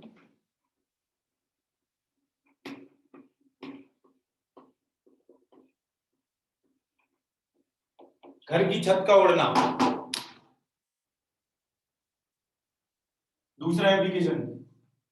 इधर अपने पास ऐसे घर है और इधर ऐसे करके ऐसे आ गए, अगर इधर ये तूफान आया तो विंड ऐसे बहने लगी, देख लेना घर की छत का उड़ना, इधर ऐसे विंड बहने लगी, तो इधर लिखा, ऊपर लिखा P1 और नीचे लिखा P2।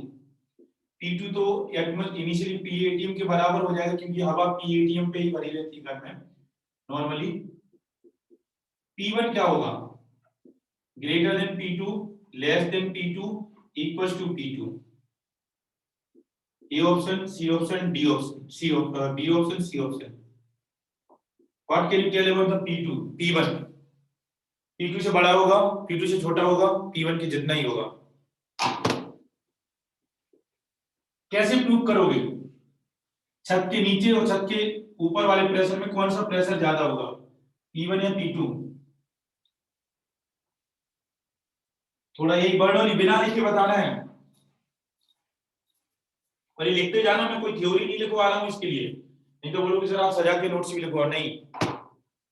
तो इधर हवा चल रही, तो इधर हवा की काइनेटिक एनर्जी बढ़ गई तूफान में, और काइनेटिक एनर्जी घटी तो अभी भी बताया, तो प्रेशर एनर्जी कम हो जाएगी, तो क्या हो जाएगा, P2 ग्रेटर देन P1 हो जाएगा।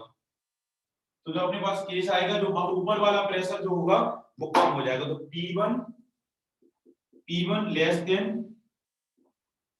P2 हो जाएगा due to K1 less than K2, due to K1 greater than K2। ये स्टेटमेंट है ऐसे। जो इधर काइनेटिक एनर्जी ज्यादा हो गई तो प्रेशर H, जैसे भी लिख रहे हैं H, K1 P1 बराबर K2 P2 बराबर कांस्टेंट। बर्नौली पोटेंशियल एनर्जी की बात ही नहीं करना, सेम लेवल पे ऐसे।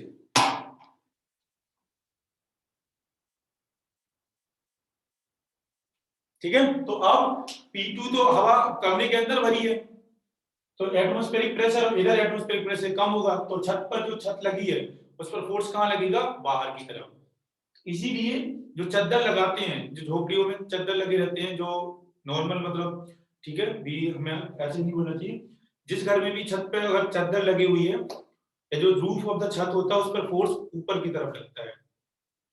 तो जो चद्दर को बैलेंस करने के लिए या तो हम लोग स्क्रू से कसते हैं या बहुत ज्यादा वेट रखना पड़ता है, नहीं तो जितनी तेज हवा चलती है उतनी ज्यादा बाहर की तरफ उड़ने की कोशिश करती है। ये प्रिंसिपल हम लोग समझा रहे हैं, जैसे मैं समझाने की कोशिश करता हूँ, इसको नोट करो।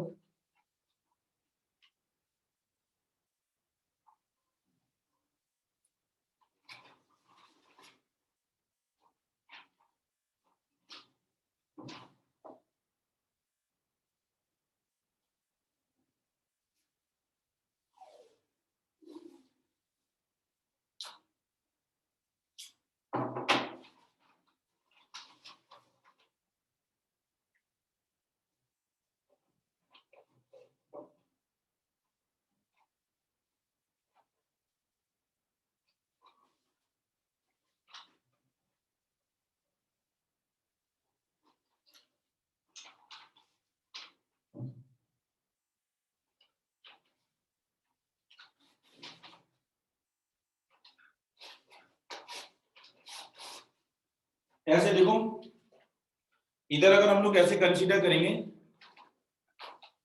ऐसे हमने एक स्ट्रक्चर बनाया, ऐसे करके पेपर्स लिए और मैं ये ड्रायर भी लाता हूँ, इसको हम लोग एक्सप्लेन करने की कोशिश करते हैं। तो अगर हम ऐसे कंसीडर करेंगे तो इनिशियली ये इक्विलिब्रियम में बैलेंस्ड है, तो इधर जो प्रेशर है वो PATM है, इधर भी प्रेशर PATM है। तो अगर प्रेशर PATM है, छत वाला कंसेप्ट ही समझा रहा हूँ, इधर हम लोग सडनली अगर फूंक मार दें तो ऐसे बेंड होता है। फूंक से इतना समझ में नहीं आता है क्योंकि पावरफुल नहीं है ऐसे हवा ऐसे करके, तो बेसिकली ऐसा क्यों हो रहा है, अगर हम इसकी जो ऐसे क्यों चिपक रहा है, क्योंकि इधर हवा को डिस्प्लेस कर दिया तो बाहर का प्रेशर ज्यादा हो गया, उसने ऐसे कर दिया। हम इसको बेटर समझ सकते हैं इससे, देखो एक मिनट, ऐसे इससे ज्यादा पावरफुल हवा हो रही है ऐसे, एक मिनट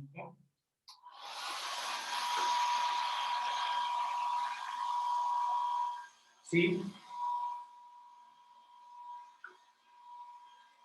ऐसे करके एक बैंड, जबकि एक्चुअली हमें क्या लगना चाहिए था, इसमें ऐसे नहीं आ रहा, हवा से मुंह से ही हो जा रहा है। एक्चुअली हमें क्या लगना चाहिए था कि अगर हम इधर से फूंक मारे तो ऐसे जाना चाहिए थे, ऐसे दूर दूर जाना चाहिए था, लेकिन सी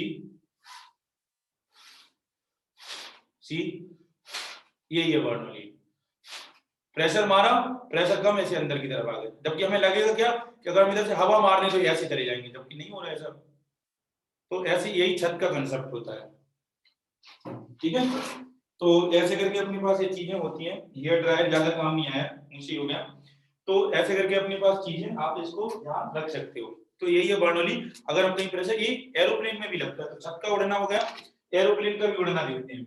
सी एरोप्लेन, एरोप्लेन में भी यही वर्क करता है। एरोप्लेन की जो विंग्स होते हैं वो कुछ ऐसे बनाए जाते हैं, ऐसे करके, ऐसे करके विंग्स है। अब आपको समझ रहा है ऐसा तो एरोप्लेन का विंग होता नहीं, होता ऐसे लंबे तरफ ऐसे होता है, तो मैंने लंबा नहीं, मैंने इधर वाला लेंथ के मतलब ऐसे नहीं बनाया है। हम लोगों ने एरोप्लेन को आप ऐसे नहीं बनाया, ये लंबाई नहीं बनाई, ऐसे बनाया है, क्रॉस सेक्शन ऐसे। इधर एरोप्लेन का विंग से तो मैं ऐसे देख रहा हूँ इधर साइड से, इधर जो स्ट्रक्चर होता है वो ऐसे होता है, अंदर की तरफ लंबा है ऐसे, ऐसे ऐसे। तो जब एरोप्लेन इधर उड़ता है ऐसे करके, ऐसे करके अगर एरोप्लेन इधर उड़ता है ऐसे आगे की तरफ, विंग्स ऐसे हैं, तो हम लोग ऐसे देख रहे हैं एरोप्लेन ऐसे आगे जाएगा, ये जो व्यू है वो इधर वाला व्यू है। तो अगर ऐसे आगे जाएगा, इधर से जो एयर आएगी ऐसे करके, एयर वो इधर कंप्रेस होती जाएगी, एरिया कम होता जाएगा इसका।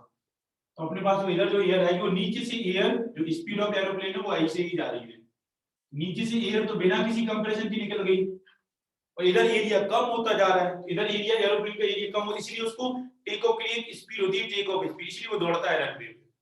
हेलीकॉप्टर वही पंखा चलते शक्तिमान बन जाता है, लेकिन एरोप्लेन में शक्तिमान वाला कोई पंखा नहीं होता है। तो टेक ऑफ की जो स्पीड होती है 80-100 किलोमीटर की, जो भी डिपेंड करता है एरोप्लेन में, मैंने तो चलाया नहीं है। तो इधर से अपने पास इसमें ऐसे एरो डायनेमिक शेप बनाया जाता है उसका। तो इधर से ऐसे एरोप्लेन आगे उड़ा तो स्पीड जो इधर से कंप्रेस होकर स्पीड बढ़ती जाए, तो रिलेटिव जितनी एरोप्लेन की स्पीड होगी उतनी रिलेटिव फास्ट ऊपर वाली एयर होती जाएगी। तो इधर ऊपर वाला प्रेशर कम होता जाएगा, नीचे वाला प्रेशर तो उतना ही है या थोड़ा सा कम भी हो जाएगा एटमॉस्फेयर, लेकिन रिलेटिवली ऊपर प्रेशर कम होगा नीचे प्रेशर ज्यादा होगा। तो बस ऊपर प्रेशर कम नीचे प्रेशर ज्यादा, ऊपर उड़ जाएगा, खत्म। ठीक है, तो ऐसे करके तो ये बर्नौली है, ऐसे एरोप्लेन में भी होता है। इसीलिए डी एप्लीकेशन ट्रेन, जब ट्रेन ऐसे घूमती है, जब ट्रेन आती है आने वाली होती है एयरपोर्ट एयरपोर्ट पे नहीं, रेलवे स्टेशन पे मेट्रो भी आती है। जनरली मेट्रो के लिए एडवाइस किया जाता है कि पीली लाइन के पीछे खड़े रहें। अपने यहाँ मेट्रो बन रही है, पीली लाइन भी बनेगी, तो बोला जाए मेट्रो आने वाली है। कई सारे जब जापान में जाओ, जो मेट्रो बहुत पहले चली, तो वहां तो बैरिकेड्स भी बने होते हैं, क्योंकि हमें आदत होती है इंसानों को ट्रेन को ऐसे देख के, पता नहीं क्यों मैं भी देखता हूँ, मतलब मैं सबसे हम ट्रेन देख देख के हमें लगता है कि हम देखेंगे तो ट्रेन शायद जल्दी आ जाए, लेकिन अगर आप देखो तो कोई मतलब एडवाइस दी जाती है कि बाबू कितनी बार भी ट्रेन देख लो, तुम्हारे देखने से ट्रेन नहीं चल रही है, ट्रेन के अकॉर्डिंग तुम चल रहे हो। हम झांकते रहते हैं, आई कि नहीं आई, आई कि नहीं आई, आई कि नहीं आई, ऐसे करके। तो ट्रेन में ऐसा कहा जाता है कि भैया ट्रेन आ रही है, दूर खड़ा हो जाओ। उसका भी रीजन यही बर्नौली है। जब ट्रेन ऐसे आती है तो ट्रेन ऐसे, अगर मान के चलो ऐसे ट्रेन आ रही है, इसके बीच में कहां गए वो पेपर्स, अरे यार कहां गए, हाँ ये रहे। तो ट्रेन अगर ऐसे आ रही है तो आप ऐसे, स्टेशन का शेप कुछ ऐसे ही तो होता है, ऐसे करके। स्टेशन अगर ऐसे ट्रेन बीच में आ रही है, स्टेशन थोड़ा सा नीचे होता है, तो इधर जो आ रही है, तो ट्रेन की आगे आने वाली, जो ट्रेन के आगे जो एयर होगी उसकी स्पीड ऑब्वियसली ट्रेन के बराबर ही हो जाएगी। तो एयर, जो ट्रेन इधर हवा, तो ट्रेन उसको पुश कर रही है, और ट्रेन अगर इधर से पुश कर रही है और आप ऐसे झांक रहे हो तो आप पार हो जाओगे, तो पुश पार, खत्म। तो ऐसा कहता है ना कि जब ट्रेन बहुत तेज निकल रही हो तो स्टेशन से दूर खड़ा नहीं, कि वो अपनी तरफ खींच लेती है, जिसमें चुंबक थोड़ी होता है, चुंबक होता है, लेकिन तुम्हारे अंदर इतना लोहा थोड़ी, खून में लोहा होता है, लेकिन इतना लोहा थोड़ी है कि ट्रेन की मैग्नेट तुम्हें खींच ले। थोड़ा बड़ा सा कुछ ग्राम ही लोहा होता है अपने ब्लड में, तो मैग्नेट नहीं, हाई स्पीड ट्रेन इसलिए खींच लेती है बर्नौली के कारण, वहां प्रेशर बहुत कम हो जाए, जितनी ज्यादा ट्रेन की स्पीड उतनी प्रेशर कम हो जाएगा पटरियों के बीच में, और फिर बस उस पार खत्म। तो इस कारण से बोला जाता है कि पीली लाइन के पीछे खड़े रहो, ताकि बर्नौली थ्योरम लगकर आप प्रैक्टिकल ना बन जाओ। ठीक है, ठीक है सर, ये एप्लीकेशन कुछ लिखना है क्या? तो ये एप्लीकेशन लिखते जाओ। तो ट्रेन से जो भी जो मेट्रो आती है तो उसमें एक एरो लाइन बनाई जाती है, it is advise to everyone कि उस जब तक ट्रेन रुक नहीं जाए तब तक वहां पीछे नहीं रहना चाहिए। ठीक है, एकदम उल्टा लग रहा है, क्यों लग रहा है उल्टा? तुम्हारे लगने से थोड़ी चीज होगी, हमने देखा कि स्पीड बढ़ गई तो ऐसे पास आ गए, स्पीड बढ़ के काइनेटिक एनर्जी खत्म। तो ये ट्रेन वाला एप्लीकेशन है, it is advise to away from the station. ठीक है, ऐसा लगता है कि एक पीछे खींचेगी गोल, जो चीज दिख नहीं रही है वो होती नहीं है, प्रेशर तुम्हें फील नहीं होता है, लेकिन हवा फील होती है, तो तुम हवा के कारण ऐसे कर रहे हो, भाई सही बात है। फिर तो अगर मैं ऐसे कर दूं, तुमसे बोलूं, अगर मैं ऐसे बोलूं कि एक ब्लॉक है, एक ब्लॉक है, उस पर 2 न्यूटन का फोर्स ऊपर की तरफ लगा रहे हैं, खुद लगा रहे हैं, तो इसका मास है 100 केजी। तो ब्लॉक दो न्यूटन फोर्स से मैं, एक ब्लॉक है 100 केजी का, ऐसे एक ब्लॉक है, डस्टर का मास 100 हो गया, तो मैं डस्टर पे बहुत फोर्स लगा रहा हूँ, 2 न्यूटन का लगा रहा हूँ, तो डस्टर ऊपर उड़ने लगेगा, क्यों? क्योंकि मैं 2 न्यूटन फोर्स लगा रहा हूँ, क्यों? ऐसे ही होगा,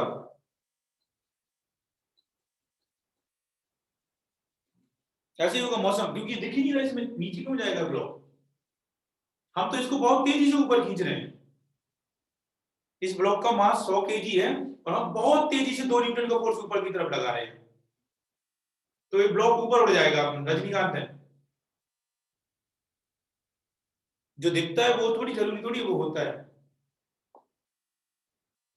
फिर तो प्रेशर हवा का कारण हमें लगता है कि अगर जैसे इधर वैक्यूम है, ये वैक्यूम है, मान लो इधर वैक्यूम है, अगल बगल ऐसे, अगर ऐसे पेपर्स कर दिए हमने, अब इधर इधर भी वैक्यूम, इधर भी, तब तुम हवा फूंक मारोगे, अपने मुंह से अंदर से हवा निकाल के फूंक मारोगे, तब ऑब्वियसली बाहर जाएंगे, लेकिन वैक्यूम नहीं है तो प्रेशर का भी तो कोई रोल होता है, जरूरी थोड़ी कि प्रेशर तुम्हें दिखे। हमें क्या, तुम एक हाथी का वजन लेके चल रहे हो क्या, तुम्हें एक हाथी का वजन फील हो रहा है? किसी से बोलोगे तो वो हंस देगा, बोलेगा यही पढ़ रहे हो क्या? इन्हीं सब चीजों के लिए तुम्हें अच्छे स्कूल में पढ़ाया कि तुम बोल रहे हो कि एक हाथी का वजन हम लादे घूम रहे हैं? कभी तुमने फील किया एटमॉस्फेरिक प्रेशर? फिर तो हवा के कारण ऑब्वियसली बाहर जाने चाहिए, लेकिन प्रेशर इतना कम हो जाता है कि ऐसे अंदर हो गए। तुम अगर किसी से बोल दोगे ना कि तुम एक हाथी का वजन लेकर घूम रहे हो, तो वो बोलेंगे ठीक है, एक काम करो, उस हाथी को बोलो कि एक और हाथी का वजन लाद दे, तो अपना धरती से थोड़ा वजन कम हो जाए, ऐसे करके बोलेगा कोई। तो चीजें जरूरी थोड़ी है। अर्थ बोलते हैं गोल है, कि कहाँ वो फील आती है गोल है अर्थ, बताना। तो हमें विश्वास करना पड़ता है इन चीजों पे। प्रैक्टिकल तो मैंने इससे अच्छा प्रैक्टिकल दिखा ही नहीं सकते हम। लाइव प्रैक्टिकल दिख तो रहा है, छत उड़ रही है, ये एरोप्लेन है, ये ट्रेन के कारण बोला जाता है दूर खड़े रहो। फिर एक और एप्लीकेशन होता है, मैथमेटिकल पोर्शन पे हम लोग आ रहे हैं अभी, थोड़ा सा मैथमेटिकल बच्चा है। फिर एक और एप्लीकेशन होता है छत का उड़ना, ये जेई मेंस में पूछा जा चुका है। जेई मेंस मुझे वो पहले भी पूछा गया होगा, मुझे याद है 2016 में पूछा गया था। अगर एक बॉल है, स्पिन ऑफ बॉल, इसमें भी वर्णन लगता है। हरभजन सिंह स्पिनर थे बहुत अच्छे। स्पिनर करता क्या है कि इधर 3 स्टंप लगे रहते हैं, टॉप व्यू देख रहे हैं अपन, टॉप व्यू देख रहे थे, इधर 3 स्टंप लगे रहते हैं और बॉलर ऐसी बॉल फेंकता है 20 स्पीड से।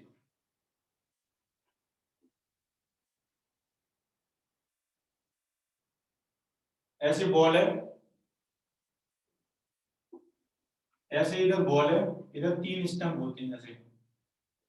तो बॉलर क्या करता है कि बॉल को ऐसे फेंकता है बी को, तो जो 20 स्पीड से ट्रांसलेशन वाली स्पीड बी है, तो जनरली इधर जाती है। ऐसे टारगेट होता है उसको क्रिकेट में कि स्टंप उड़ाया जाए, तो ऐसे 20 स्पीड से। तो बॉलर का टारगेट होता है कि स्टंप को उड़ने से रोका जाए, ठीक है।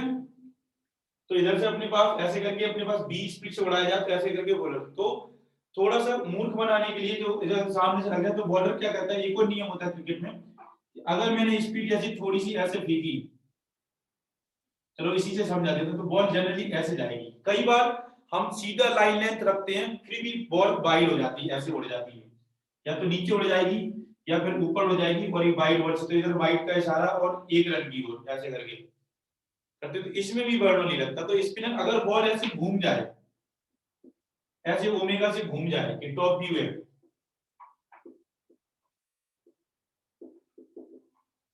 तो अगर ऐसे बॉल घूम गई ओमेगा से, तो क्या होगा, अगर 2 पॉइंट कंसीडर करेंगे, इधर होगा बी है, तो इधर स्पीड हो जाएगी बी प्लस आर ओमेगा, और इस वाले पॉइंट पर होगी बी माइनस आर ओमेगा, इधर ए और बी पॉइंट की, इसमें कंबाइंड इधर B plus R omega, B होगी due to translation, R omega घूमने की भी स्पीड है, बी प्लस आर ओमेगा, और नीचे होगी बी आगे की तरफ होगी, और आर ओमेगा घूमने ऐसे ऐसे घूम रहा है, ऐसे घूम रहा है, तो घूमने के कारण आर ओमेगा पीछे। अगर रोटेशनल वेलोसिटी ओमेगा, तो लीनियर वेलोसिटी आर ओमेगा, आगे की तरफ बी माइनस, तो ओवरऑल आगे की तरफ ट्रांसलेशन के कारण बी और रोटेशन के कारण बी, तो आगे की तरफ overall b minus r omega हो जाएगी ओवरऑल स्पीड। तो मुझे बताओ, वो जो बॉल है ये इधर चली जाएगी, सीधी जाएगी, या इधर जाएगी? फर्स्ट, सेकेंड एंड थर्ड कौन सा पाथ फॉलो करेगी? कौन सा पाथ फॉलो करेगी?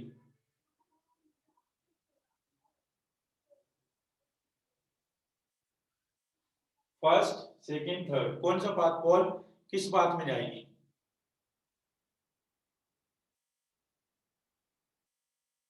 फर्स्ट वाले में जाएगी। इधर स्पीड ज्यादा तो काइनेटिक एनर्जी ज्यादा, तो इधर जहां काइनेटिक एनर्जी ज्यादा वहां प्रेशर कम, तो रिलेटिवली बॉल ऐसे घूमते जाते जा रही है। ऐसे स्पिनर में हॉरिजॉन्टल में कराना होता है, तो बॉल अगर ऐसे घूम रही है, ऐसे करके घूमती जा रही है, तो अगर ऐसे घूम रही है, ऐसे घूम रही है, तो और आगे भी जा रही है, इधर स्पीड ज्यादा, इधर स्पीड कम। जहां स्पीड ज्यादा तो वहां रिलेटिवली एयर का प्रेशर कम हो जाएगा, इधर एयर का प्रेशर ज्यादा, तो इन दिस ड्यूरेशन वो बॉल ऐसे ही फ्लक्स करती हुई चली जाएगी। तो ना वो फर्स्ट में जाएगी ना सेकंड में जाएगी, एक्चुअली वो इधर चली जाएगी। तो अगर ज्यादा स्पिन करा दी तो फिर वो बाहर वाइड में चली जाएगी, थोड़ी सी स्पिन कराई बैट्समैन 6 की तरफ मारने की कोशिश करेगा, टुप खाते हुए आउट हो जाएगा। और अगर थोड़ा सा उसको ऐसे फेंक दिया और स्टंप इधर है, तो बैट्समैन बोलेगा कि वाइड जाएगी, और कई बार बॉल ऐसे पीछे से घूम के चली जाती है, बैट्समैन खत्म। तो जितने चालाक बॉलर होते हैं उनको अंदाजा रहता है बर्नौली का, तो वो बर्नौली कुछ नहीं जानते, वो फेंक फेंक के प्रैक्टिस करते हैं। तो ऐसे करके तो ऐसे करके जा सकते, ये भी बर्नौली है, ठीक है। आप ध्यान से देखो, गुड फील होगी तो अच्छी है। तो इसमें बोलते हैं स्पिन ओवर, तो 2016 में यही पूछा था कि कौन से पार्क में जाएगी, कहां ऐसे, जेईई मेंस का क्वेश्चन है, देख लेना। तो अपने पास ऐसे आ जाएगी। तो इतनी सारी एप्लीकेशंस होते हैं, ये लास्ट मैथमेटिकल पोर्शन बचा है इसमें, उसको पढ़ते हैं और एक रोटेशन ऑफ फ्लूइड पढ़ते हैं, फिर खत्म करते हैं चैप्टर को। तो 2 क्वेश्चंस बचे हुए हैं, 2 एप्लीकेशन। ये तो सब बीच में थ्योरेटिकल थे, मैंने करा दिए। नेक्स्ट जो एप्लीकेशन है ये इंपॉर्टेंट है, डीईएफ। इस पर बेस्ड कई सारे क्वेश्चंस आते रहते हैं। तो स्पीड ऑफ इनफ्लक्स,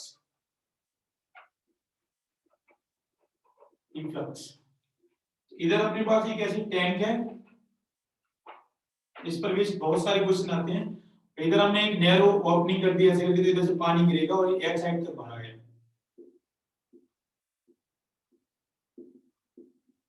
ऐसे हमें पता है।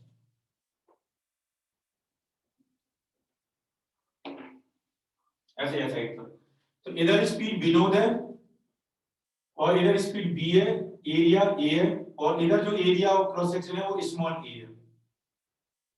तो इधर जो प्रेशर होगा वो पीएटीएम होगा, tank open to the atmosphere है। इधर भी जो प्रेशर होगा वो पीएटीएम होगा, जहां पानी बाहर निकल रहा है वो भी अंडर एटमॉस्फेरिक प्रेशर निकल रहा है, और जहां से ऐसे tank open to the atmosphere, तो दोनों जगह प्रेशर का डिफरेंस नहीं आ रहा है। अंदर होगा डजंट मैटर, लिक्विड इनसाइड पीएटीएम से बढ़ेगा फिर सडनली इधर प्रेशर कम हो जाएगा, लिक्विड आया तो प्रेशर डिफरेंस की बात, तो अंदर वाले पॉइंट की बात नहीं कर रहे हैं हम, वेल डिफाइंड बाहर वाले पॉइंट की, कि लिक्विड किस स्पीड से बाहर आ रहा है। तो इस छोटे से होल को कहते हैं, तो स्पीड ऑफ इफ्लक्स मतलब जहां से छोटे से नैरो होल से जो लिक्विड निकलता है उसकी स्पीड क्या होगी। तो अगर अपन से, तो ध्यान से देखो, अगर अपन से ऐसे निकालेंगे तो स्पीड, तो इस साइड को मैं, जहां से ये होल है इसको मैं एच हाइट तक लिक्विड मान लेता हूं, कि एच हो गया। और फिर क्या करेंगे, जैसे नल वाला क्वेश्चन किया था, इसमें भी वही करना है। नल वाला क्वेश्चन क्या था, a1 b1, तो इधर से a1 b1 is equal to a2 b2, एक इक्वेशन इधर होगी थी, दूसरी इक्वेशन इधर बर्नौली लगा देंगे, तो हाफ रो बी नोट का square, half rho b naught का स्क्वायर प्लस इधर से इधर तक, इधर देख रहे हैं तो इधर potential energy 0, pressure PATM equals to, इधर लिखेंगे तो half rho B square plus kinetic potential energy rho g h, और प्लस इधर से इधर तक की potential energy rho g h, और इधर प्लस हो जाएगा प्रेशर पीएटीएम, पीएटीएम उड़ गए, इधर से अपने पास आ जाएगा पीएटीएम कैंसिल, डेंसिटी भी कैंसिल अगले स्टेप में, तो अपने पास हो जाएगा बी नोट का square minus b square equals to 2gh। इसको इधर ले आओ, तो बी नोट का square minus b square equals to 2gh, 2 हमने मल्टीप्लाई कर दिया। Is that clear? ये क्लियर है चमका? ये कैसे लिखी वेलोसिटी वही किया है तो नल वाले में किया था, वेंचुरी ट्यूब में किया था। दो इक्वेशन दोनों हर बार यही होना है, कंटिन्यूटी और बर्नौली, तीसरे कुछ आते ही नहीं है, ठीक है। अब अपने पास, तो इधर से मैं अगर विनोद चाहिए हमें, तो इधर निकालना कि कितनी स्पीड से बाहर आ रहा है, तो हम क्या करेंगे, विनोद का स्क्वायर माइनस विनोद की स्पीड इधर से निकाल दो, तो a अपॉन a, नहीं b को रखना है, small a upon capital A, small a upon capital A into Vinod का स्क्वायर इक्वल्स टू 2gh। तो अगर हम लोग इधर विनोद की वैल्यू कैलकुलेट करेंगे तो it will be equals to आ जाएगा,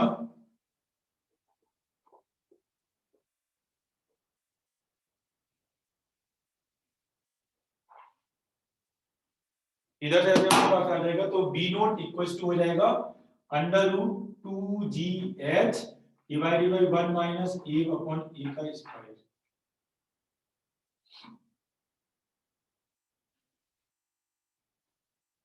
इधर स्क्वायर भी आएगा 2gh, and 4 a less than a, v naught equals to root 2gh। एक स्पेशल रिजल्ट है, इसलिए हम लोग बार बार पढ़ते हैं, एक स्पेशल रिजल्ट है। ये कैसा रिजल्ट आया बताओ जरा, जो हम लोग ऐसा इग्नोर क्यों करते हैं इस टर्म को, क्योंकि यार जो नल होता है वो टैंक होता है, उनकी क्रॉस सेक्शन एरिया में लगभग 100 गुना अंतर होता है और उसको स्क्वायर करना है, तो ये जो वैल्यू होगी वो लगभग 1 के रिस्पेक्ट में 0 हो जाएगी। जो नल हम लोग टंकी से पानी खोलते हैं तो उनकी क्रॉस सेक्शन में बहुत डिफरेंस होता है। तो जैसे ऐसे कर दिया, तो ध्यान से देखो ये स्पेशल रिजल्ट है। कैसा रिजल्ट है? हाँ, जब एच हाइट से एक पत्थर को टुपका दो फ्री फॉल के जैसा, तो like a the velocity of stone like free fall particle. तो अगर हम लोग बोल देते तो फ्री फॉल के जैसे ही हो रहा है, प्रेशर डिफरेंस कुछ आया नहीं, तो वही तो है यार, इधर से एच हाइट से नीचे आया तो लिक्विड की स्पीड बढ़ते बढ़ते बढ़ते फ्री फॉल के जैसा ही हो जाएगी। कोड तो अपने पास √2 जिससे ध्यान रखना एच हाइट से नीचे। अब इस पर बहुत भर के क्वेश्चंस बनते हैं, ढेरों भर के। क्यों, कैसे क्वेश्चन बनते हैं देखो, मैं आपको डेमो दूं। जब पानी इधर बाहर निकलेगा तो टैंक पर थ्रस्ट फोर्स लगाएगा या नहीं लगाएगा, बताओ। अब इसके रिजल्ट्स, छोटी छोटी मगर मोटी बात है।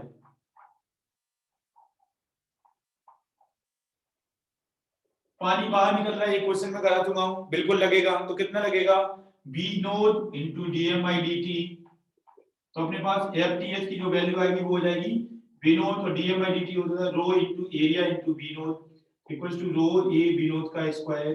कितना थ्रस्ट फोर्स लगाएगा, ये लगाएगा नहीं लगाएगा, चमका ये thrust force b dmi dt अभी अभी पढ़ा था कंटिन्यूटी में। तो density into area into volume, अपने पास थ्रस्ट फोर्स आ गया। एरिया अपन छोटा वाला लो क्योंकि छोटा एरिया लिखा, तो v naught into density into area into b rho A b naught का स्क्वायर, ऐसे आ जाएगा। चमका नहीं चमका? अरे यार, फिर देखो थ्रस्ट फोर्स के बाद तो आप क्वेश्चन कैसे बनेंगे, ऐसे भी बन सकते हैं। टैंक है, friction force acting on the tank बताओ कितना होगा। तो जितना थ्रस्ट फोर्स पीछे धक्का देगा तो फ्रिक्शन इसको रोक कर लगेगा, खत्म, फ्रिक्शन फोर्स आ गया।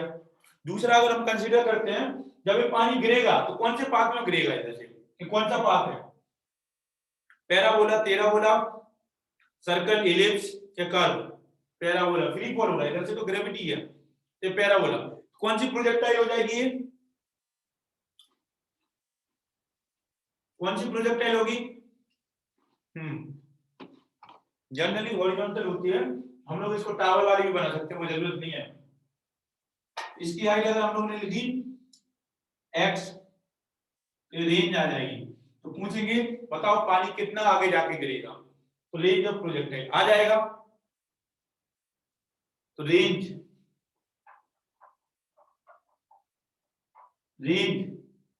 r equals to v naught √2x/g। Ground से हाइट x2 मान लो, ग्राउंड से हाइट को h ही लिखो, तो विनोद √2h/g ये आ गया। और क्वेश्चन कितनी देर बाद गिरेगा, टाइम ऑफ फ्लाइट √2h/g ये चीज। तो ऐसे प्रोजेक्टाइल के जितने क्वेश्चन करोगे, पूरा चैप्टर ही पढ़ा है प्रोजेक्टाइल में, तो कर ही लोगे। एक क्वेश्चन लिखो, दो क्वेश्चन भी है और वो रिजल्ट भी है, क्वेश्चन भी है और रिजल्ट भी है, लेकिन मैं वो आपसे सॉल्व करवाना चाहता हूं, इसीलिए मैंने क्वेश्चन के फॉर्मेट में दे रहा है कि क्वेश्चन एंड रिजल्ट दोनों ही लिख लेना वहां पर। Find H1 so that water falls at maximum height, maximum distance, water falls at maximum distance from tank. Assume that water level remains same.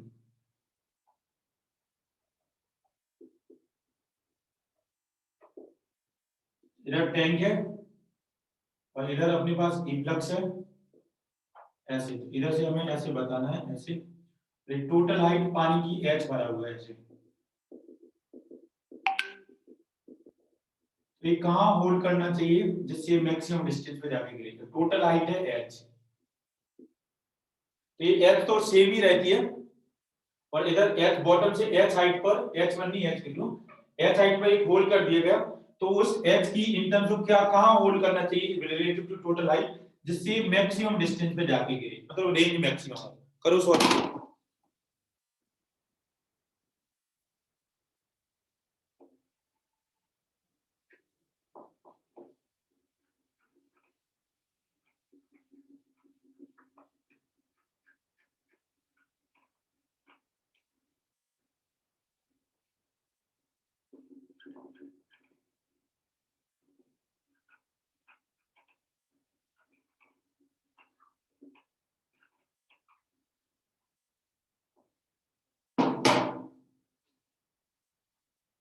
Equals का मीनिंग गूगल करना है बोलता आप।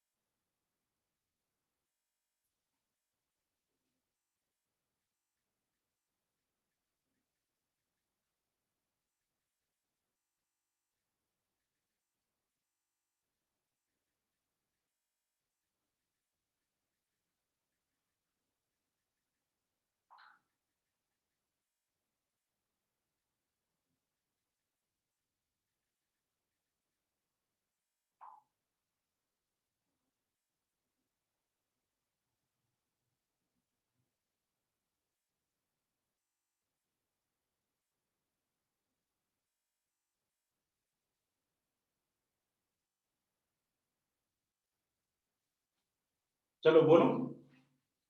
h/2 is the correct answer. तो हमें range लिखना है, तो रेंज इक्वल्स टू हो जाएगा स्पीड अंडर रूट 2g, और इधर से ये हाइट हो जाएगी x माइनस h, तो इधर से जो होल है इफ्लक्स है उससे हाइट हो जाएगी h minus h into under root, इधर से इधर तक का प्रोजेक्ट है तो ये स्पीड हो गई इंटू 2h/g। इधर से अपना g से g कैंसिल हो जाएगा, 2 बाहर आ जाएगा और h minus h into h। तो रेंज मैक्सिमम कब होगी, व्हेन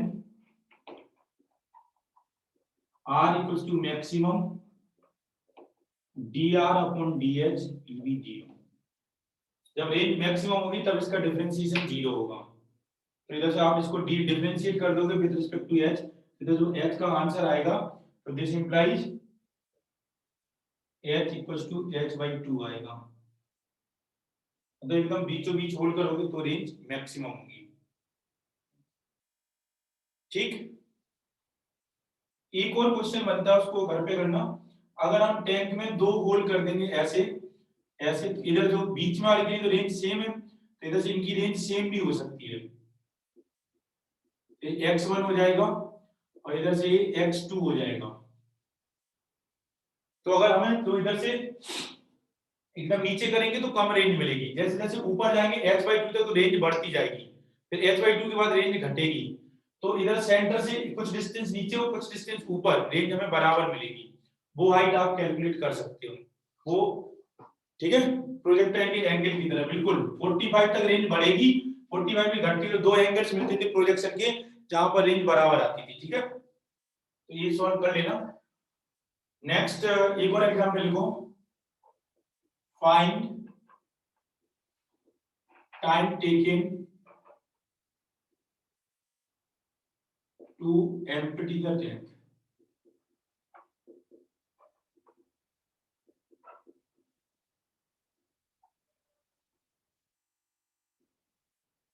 इधर अपने पास ऐसे दीवार पर टंकी रख दी जो हमेशा ऐसे रखते हैं हाइट्स पर,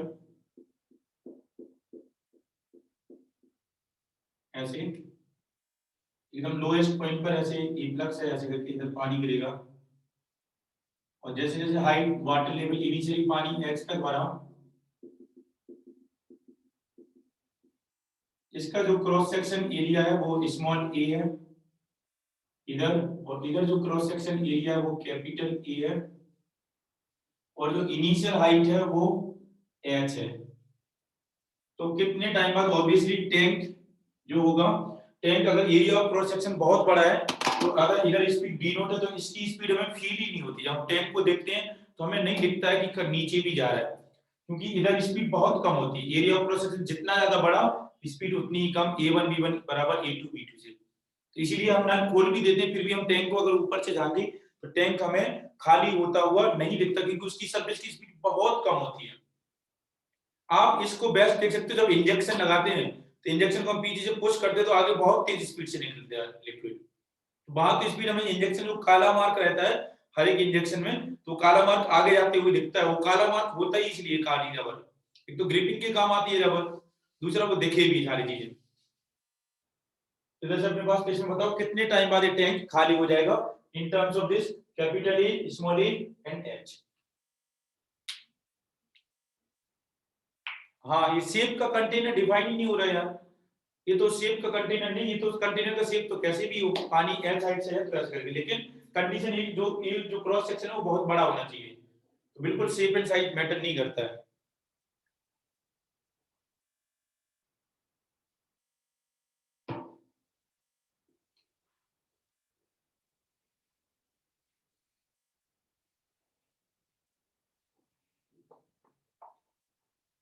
ये लास्ट प्रॉब्लम और बचा है, वो बर्नौली के एप्लीकेशन से भी कर सकते हैं और फ्लूइड स्टैटिक से भी कर सकते हैं।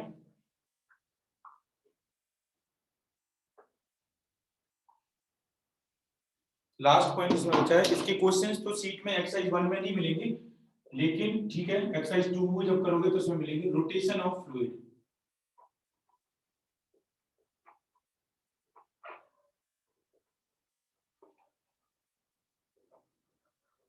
Rotation of fluid.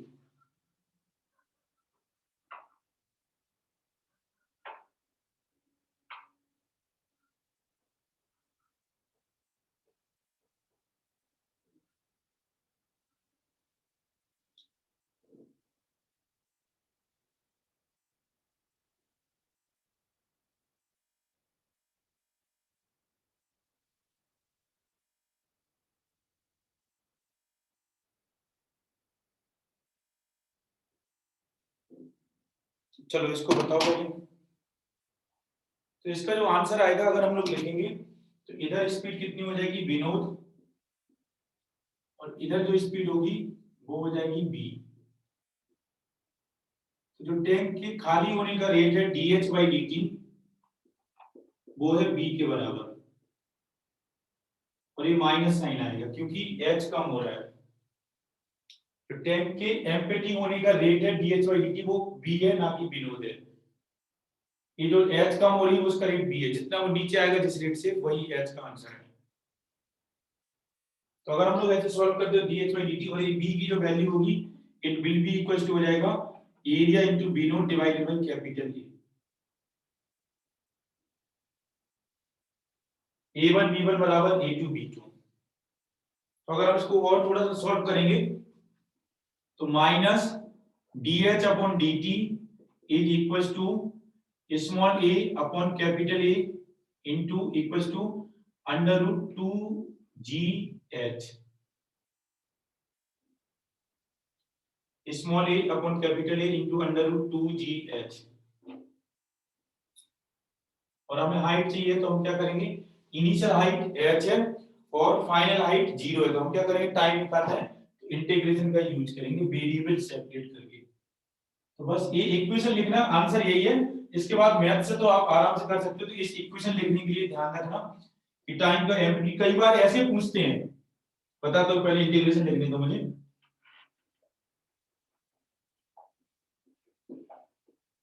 तो अगर हम लोग ऐसे वेरिएबल सेपरेट करेंगे तो इधर हो जाएगा माइनस h की पावर 1/2 माइनस 1/2 dh, h को छोटा h लिख लो किसी भी टाइम पर h इधर ऐसे, और into a upon capital A into under root 2g into dt और इंटीग्रेट।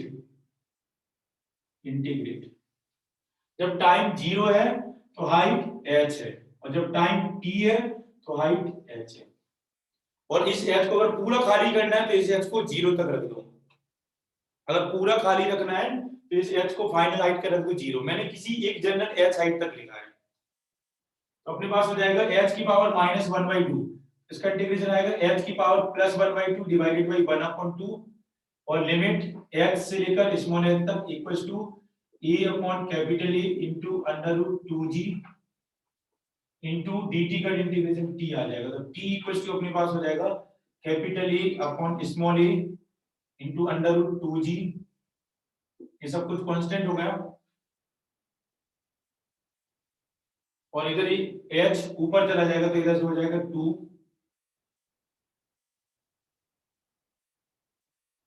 a और लिमिट रखेंगे तो कितना हो जाएगा minus under root h minus minus plus under root capital H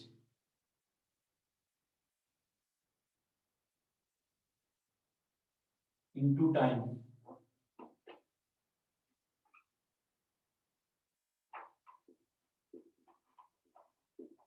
ये आंसर आएगा,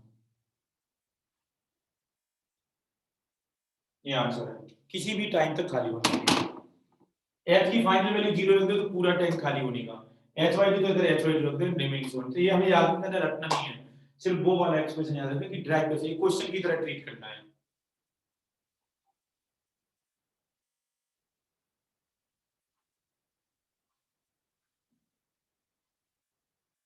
हाँ, कैसे आप याद रख सकते हो,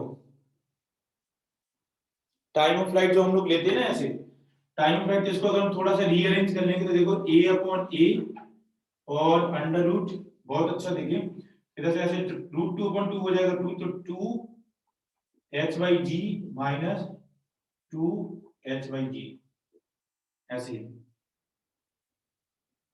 ऐसे देख सकते हो। पूरा खाली करना है तो 2h बाई डी के टाइम्स और a तो पता ही हमें कि अगर इधर स्पीड b नोट है तो इधर उतनी टाइम्स ऐसे करके ऐसे आप बना सकते हो। स्पीड कम हो गई इतने टाइम्स, तो स्पीड कम तो टाइम उतनी ही टाइम्स बढ़ जाएगा। स्पीड अगर आधी तो टाइम डबल, कुछ ऐसे आप याद रख सकते हो, बट जरूरी नहीं है, मैं तो नहीं रखता हूँ, बट अच्छी चीज बताइए आगे कर सकते हैं। ये आता है rotation of fluid, last point बचा है, 5-1 मिनट लगेंगे इसमें, 5-10 मिनट। तो रोटेशन ऑफ फ्लूइड, तो हम लोगों ने रोटेशन ऑफ फ्लूइड क्या होता है, एक कंटेनर होता है उसमें ऐसे, जब हम पुराने अभी तो वॉशिंग मशीन यूज करने लगे, कभी ऐसे लिक्विड को घुमाना ऐसे करके, ऐसे आप घुमा दोगे ऐसे करके तो लिक्विड बहुत देर तक घूमता रहेगा और इधर एक मेनिस्कस बनेगा, ऐसे कर्व सरफेस बनता है जैसे ऐसे मैंने दिखा रखा है। ऐसे ऐसे ऐसे करके ऐसे घुमा के ऐसे छोड़ दोगे तो ये देखो कर्व सरफेस बन रहा है, आपको दिखता भी है, सबको पता है, ये नॉर्मल फिनोमेना है। ये जब हम डिटर्जेंट ऐड करते थे तो पार्ट ऐसे घुमा दोगे, स्पिन करके छोड़ दोगे तो उसमें अपने आप ऐसे रोटेशन ऐसे बनेगा। तो हमें इसी कर्व की इक्वेशन पता करना है। तो मान लो हम लोगों ने इधर ऐसे करके इधर से ऐसे एक्स एक्सिस लिया और इधर ऐसे एक्सिस के हम वाई एक्सिस लिया और कोई भी एक पॉइंट कंसीडर किया ऐसे डीएम। इस कर्व की हमें इक्वेशन बताना है, हम लोग इसको लें वाटर। हाँ, तो इधर से अगर विद रिस्पेक्ट टू ये जो सरफेस बनता है, हम लोगों ने फ्लूइड स्टैटिक्स में देखा था कि जो सरफेस बनता है, तो कोई भी अगर एक्सीलरेटेड फ्लूइड है तो उसमें जो सरफेस बनता था इक्विलिब्रियम में, वो नेट फोर्स के परपेंडिकुलर बनता था, नेट एक्सीलरेशन के परपेंडिकुलर। तो अगर हम फ्लूइड को फ्लूइड की रिलेटिव देखें तो स्टेशनरी हो गया। तो अगर हम लोग इस फ्लूइड को फ्लूइड की रिलेटिव देखेंगे तो इधर जो फोर्स आएगा वो हो जाएगा dm omega square x, centrifugal force, और x हो जाएगी इधर वाली डिस्टेंस की रेडियस, और ये हो जाएगी हाइट y। तो y इधर हम लोगों ने ओरिजिन माना है ऐसे, तो ओरिजिन से y हाइट ऊपर, x डिस्टेंस आगे एक पॉइंट लिया, तो उस पर उधर लगेगा सेंट्रीफ्यूगल फोर्स बाहर की तरफ, नीचे लगेगा इसकी मम्मा का mg। तो जो ये जो होगा इसका जो नेट एक्सीलरेशन होगा, इधर से टेंजेंट अगर हम लोग ऐसे ड्रॉ कर देंगे, ऐसे टेंजेंट का एंगल आएगा थीटा, और इधर अगर हम लोग देखेंगे तो थीटा, तो ये एंगल 90 थीटा, इधर वाला एंगल भी थीटा। ये जो इधर जो इंक्लाइन बन रहा है, इंक्लिनेशन, वो नेट फोर्स के परपेंडिकुलर बनता है हमेशा। तो अगर हम लोग tan थीटा लिखेंगे तो tan थीटा इधर से अपने पास हो जाएगा tan थीटा, तो थीटा के अपोजिट इधर वाला, तो dm omega square x divided by dmg, तो अपने पास हो जाएगा omega square x by g। ये हम लोग पहले ही ड्राइव कर चुके हैं। तो थीटा जो स्लोप बनता है स्टेबल मतलब स्टेशनरी को tan inverse a by g हम लोग लिखा था थीटा। भैया एक्सीलरेशन स्यूडो फोर्स के कारण, स्यूडो फोर्स का एक्सीलरेशन a होता था वहां पर, जो एक्सीलरेटेड कंटेनर में किया था, तो omega square x divided by g। तो इधर से अपने पास जो x का जो आंसर आएगा tan थीटा, और tan थीटा दूसरा होता है अपने पास tan थीटा, और इधर से देखो स्लोप ऑफ टेंजेंट भी, अगर ये जो कर्व है उसकी टेंजेंट का स्लोप भी है, तो इसको हम लोग लिख सकते हैं dy by dx। तो अब अगर हम लोग इस कर्व की इक्वेशन लिखेंगे तो dy by dx equals to omega square x by g है। तो अगर हम लोग वेरिएबल सेपरेशन कर लेंगे तो dy equals to omega square x dx divided by g, integrate both side.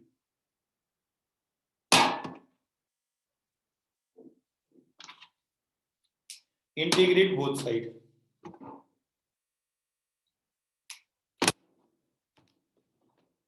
Integrate both side, तो इधर x 0 तो y भी 0 0 0 ओरिजिन, और x x तो y y। इधर मैंने इंटीग्रेशन गलत जगह लिख दिया, ऐसे 0x, x बाहर नहीं आएगा, अंदर ही रहेगा। तो अपने पास जो कर्व की इक्वेशन बनेगी दैट वुड बी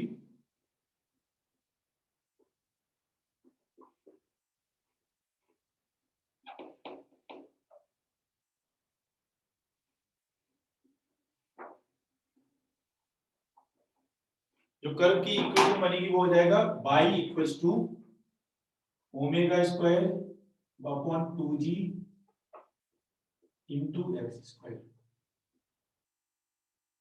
तो ये जो कर्व बनेगा, ये जो कर्व बनेगा दैट इज पैराबोलिक कर्व होगा।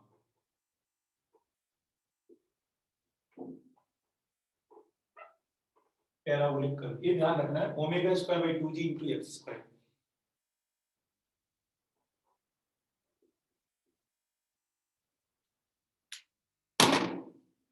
नेट खत्म हो गया, थोड़ा सा और वेट कर लो। मैंने कहा तो यार 50 GB वाला करा के रख लो ना, एक ही महीने की तो बात है बेटा। बाकी YouTube से पढ़ लेना, थोड़ा ही बचा है 5-1 मिनट का कंटेंट। थ्योरी तो यही तक है, उसके बाद इसके कुछ प्रॉब्लम्स बचे हैं। तो जो लोएस्ट पॉइंट के रिस्पेक्ट में जो कर्व आता है, तो इसकी कर्व की अगर हम वर्टेक्स में ओरिजिन मान लेंगे तो ये पैराबोला बनता है। तो y equals to omega square by 2g equals to x square, ये पैराबोला बनेगा अपवर्ड। बट ये पैराबोलिक कैसे कैसे आया, क्यों? y equals to x square parabola की तो इक्वेशन होती है, हमने इस कर्व की इक्वेशन डिराइव की तो पैराबोला आया, इसकी इक्वेशन ऐसे है कि पैराबोला की तो इक्वेशन है y equals to x square, तो अपने पास एक पैराबोलिक बनेगा। इसके क्वेश्चंस ऐसे आते हैं, ऐसे क्वेश्चन ऐसे आते हैं। इसमें एक चीज की जरूरत पड़ती है, तो अगर जैसे हम लोग इसको कहेंगे तो ये होता है एक चीज की जरूरत पड़ती है, इसको बोलते हैं वॉल्यूम ऑफ पैराबोलॉइड। तो अगर हम लोग वॉल्यूम ऑफ पैराबोलॉइड ध्यान रखना है, इसमें जरूरत पड़ती है हमें इस पोर्शन में। अगर ऐसे पैराबोला है, इसकी हाइट h है, रेडियस r है, पैराबोला को सर्कल को घुमा दो स्फीयर मिलेगा, आधे सर्कल को घुमा दो हेमी स्फीयर मिलेगा। पैराबोला को घुमा दो, पैराबोलॉइड मिलेगा, ठीक, क्लोज 3D कर में। तो ये जो वॉल्यूम होगा that will be equal to होता है वॉल्यूम ऑफ पैराबोलॉइड होता है 1/2 pi r square h equal to 1/2 pi r square, r हो जाएगा radius of paraboloid into h। ये बिल्कुल सिलेंडर की आधा ही है, जैसे अगर अपन ऐसे सिलेंडर बना लें और इस सिलेंडर में ऐसे पैराबोलॉइड बना लें ऐसे, तो ये r रेडियस का सिलेंडर है और ये r रेडियस का पैराबोलॉइड है, तो इधर और इधर बराबर वॉल्यूम होगी, मतलब एग्जैक्टली हाफ होता है। तो अगर हम लोग एक सिलेंडर से पैराबोलॉइड को काट लें स्पून की तरह, जैसे आइसक्रीम खाने जाते तो स्पून ऐसे घुमा के, तो वो तो स्फेरिकल, तो ऐसे काट लेंगे तो बिल्कुल आधी आइसक्रीम सिलेंडर के अंदर बचेगी और आधी बाहर बचेगी। तो ये तो बनाया है बेटा मैंने, पैराबोला बना पाता है कि कोई? सर्कल तो बनता नहीं है ढंग से अपन से बिना कंपास के, ये लगने से थोड़ी हो रहा है, तो मैंने ऐसे बनाया है। पैराबोला और सर्कल दिख जाए तो चित्र में ग्राफ में तो सेम ही दिखते हैं। अगर मैं ऐसे बोलूं तो इसको तुम हेमिस्फीयर भी कर, मतलब आधा सर्कल भी कर सकते हो, पैराबोला भी कर सकते हो, आधी इलिप्स भी कर सकते हो, हमें थोड़ी पता है क्या है। तो वॉल्यूम ऑफ पैराबोला याद रखना। अब आते हैं अपन इसकी एक क्वेश्चंस पे।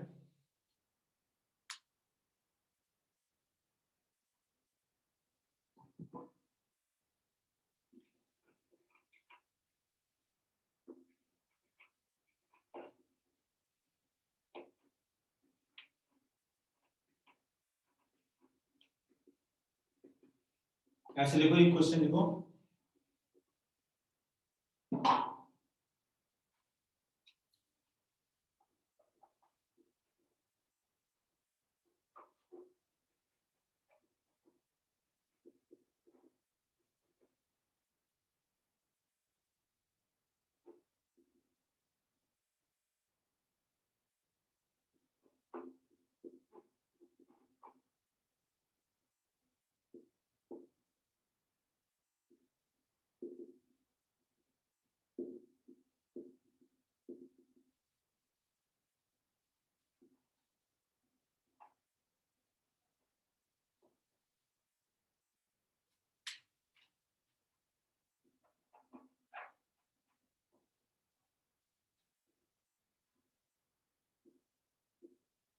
इधर से तो liquid 3/4 of height of cylinder है, लिख लेना वहां। तो 3/4 हाइट तक सिलेंडर भरा हुआ है, तो कितनी मैक्सिमम ओमेगा से घुमाएंगे कि लिक्विड बाहर ना आए, so that liquid does not come out of the container. Find maximum omega so that liquid does not spill out. तो मैक्सिमम कितना ओमेगा बनाए कि इसमें तो x से g रोटेट कर जाते हैं, मतलब इधर देखो अभी बाद में बताऊंगा। इसमें वॉल्यूम ऑफ पैराबोलॉइड की जरूरत पड़ेगी, तो मैंने लिखा दिया। फोटो खींचो फिर हम लोग आगे बढ़े। तो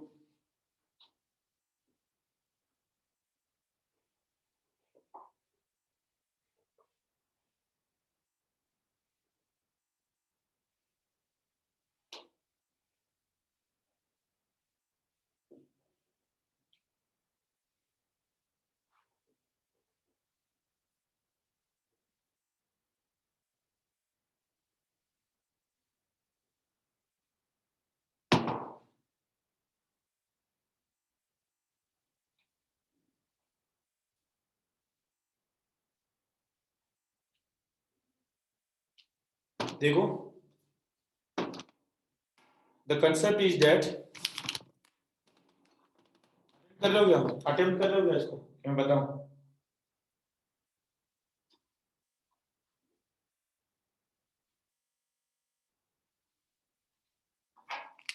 हाँ करो करो करो, मैं कुछ नहीं बोल रहा हूँ।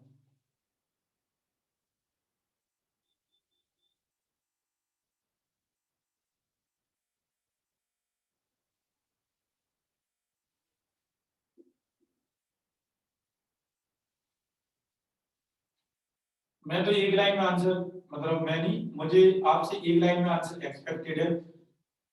Try to find answer in one line.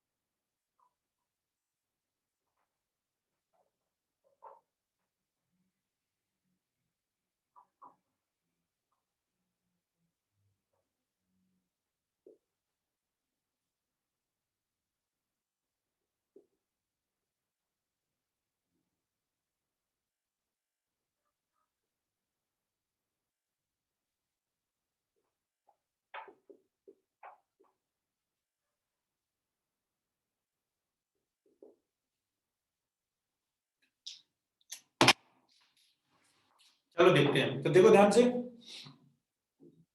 करना क्या है, घुमाएंगे तो इधर से लिक्विड ऊपर जाएगा और इधर से लिक्विड थोड़ा सा नीचे आ जाएगा, तो फाइनल ऐसे बन जाएगा।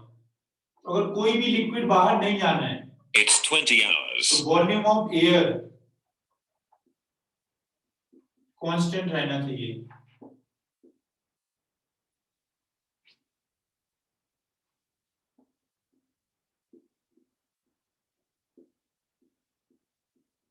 मैंने एयर का वॉल्यूम कहा, या फिर आप ऐसे भी कह सकते हो, मैंने एयर का वॉल्यूम लिखा, या आप ऐसे कहते हो कि 3/4 1/4 सिलेंडर खाली था और लिक्विड को हमने घुमाया है, तो लिक्विड फ्लूइड रीअरेंज हुआ है, कहीं बाहर नहीं गया ना बाहर से आया।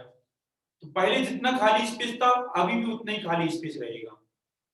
इनवर्सली जितना पहले लिक्विड था अभी भी उतना, क्योंकि मैंने ऐसा क्यों लिखा, क्योंकि मुझे आसान पड़ेगा। तो पहले इनिशियली इन खाली लिक्विड कितना था, पाई r² h/4 इतना खाली था इनिशियली, ऐसे करके इधर वाला h/4 हाइट तक खाली था, तो इतना एम्प्टी स्पेस था। बाद में ऐसे रीअरेंज हो रहा, तो खाली स्पेस किस में, पहले वो खाली स्पेस सिलेंडर में था h/4 हाइट के, अब वो खाली स्पेस किस में, पैराबोलॉइड में है। तो अपने पास पैराबोलॉइड का वॉल्यूम लिखेंगे, तो पाई r² और इधर से हम लोगों ने हाइट h मान ली, ऐसे h नहीं बाई मान ली, इसकी वर्टेक्स से ऐसे, इधर से वर्टेक्स से हाइट बाई मान ली, तो इधर से हो जाएगा पाई r² बाई डिवाइडेड बाई 2। तो जो y की वैल्यू आएगी that will be equal to हो जाएगा h/2।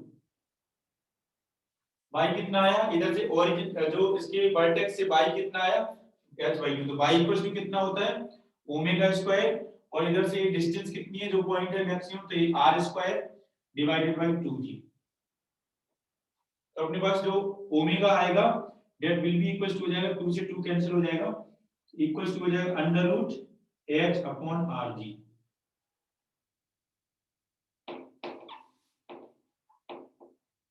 ओमेगा इक्वल टू हो जाएगा 1/r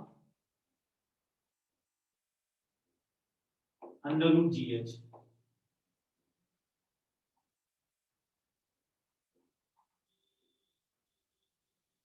√gh/r, ठीक है, ये ओमेगा का आंसर हो जाएगा। ठीक, तो ऐसे कई सारे क्वेश्चन इसमें बना सकते हैं। एक और क्वेश्चन अगर मैं बनाना चाहूँ, कितना ओमेगा कर दूं घुमा के कि एक पॉइंट लोएस्ट तक पहुंच जाए, तो उसके समय y क्या हो जाएगा, पूरा हाइट के बराबर, और x कोऑर्डिनेट क्या हो जाएगा, r के बराबर, उससे ओमेगा आ जाएगा। फिर उसमें ऐसे ही पूछ सकता हूँ कि घुमा के इसको शक्तिमान बना दिया, तो ये जो ओरिजिन है इसका जो वर्टेक्स से नीचे शिफ्ट हो गया, तो कितना लिक्विड बाहर निकल जाएगा।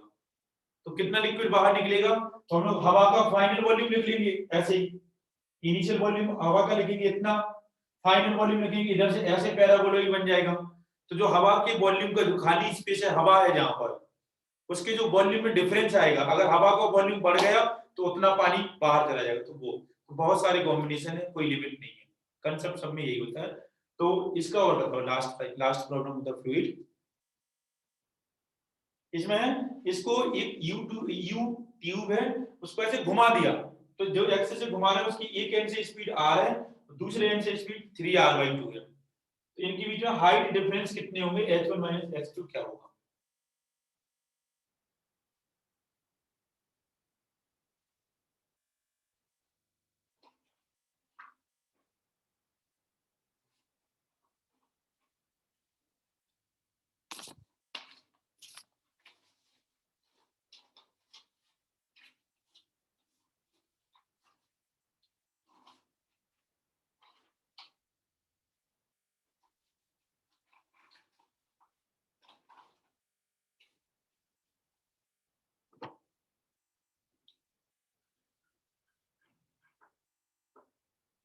और सॉल्व करो जब तक मैं इसको साफ कर रहा हूं।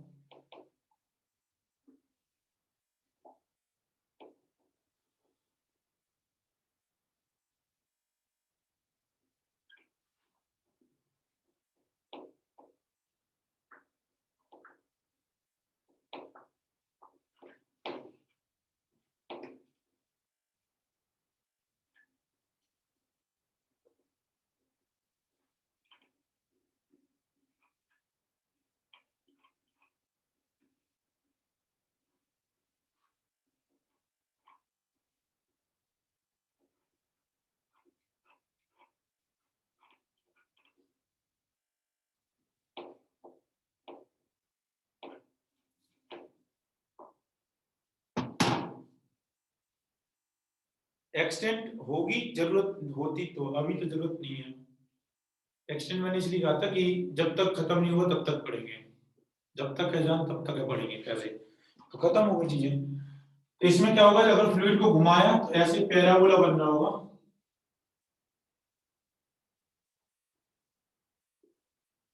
इधर से ऐसे, अगर फ्लूइड कंप्लीट होता तो ऐसे करके पैराबोला बनना होगा। इधर हम लोगों ने ओरिजिन माना ऐसे x, ये डिस्टेंस अपने पास l r हो गई, इधर हाइट हो जाएगी ये y1, और इधर वाली हाइट हो जाएगी ये y2, y कोऑर्डिनेट, ये y1 है और इधर ऐसे y2 है। अगर हम लोग y2 लिखेंगे तो y2 इक्वल टू हो जाएगा omega square r, x coordinate इधर से इधर तक का r है, omega square r square divided by 2g, और y1 लिखेंगे तो y1 होगा ओमेगा स्क्वायर 3r/2 का स्क्वायर डिवाइडेड बाय 2g। तो y2 y1 minus y2 equals to h1 minus h2 equals to omega square r square by 2g into 9/4 minus 1, ये answer है, जो भी है लिख लेना।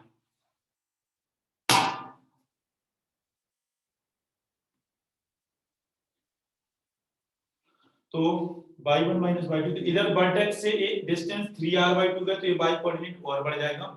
इधर वर्टेक्स से सिर्फ r गए तो इधर से y कोऑर्डिनेट थोड़ा सा कम होगा, ये हो जाएगा differences of the height. So this was the last problem from the fluid. So complete the sheet exercise 1 part 1 part 2 करके जाओ, and tomorrow we will have the schedule discussion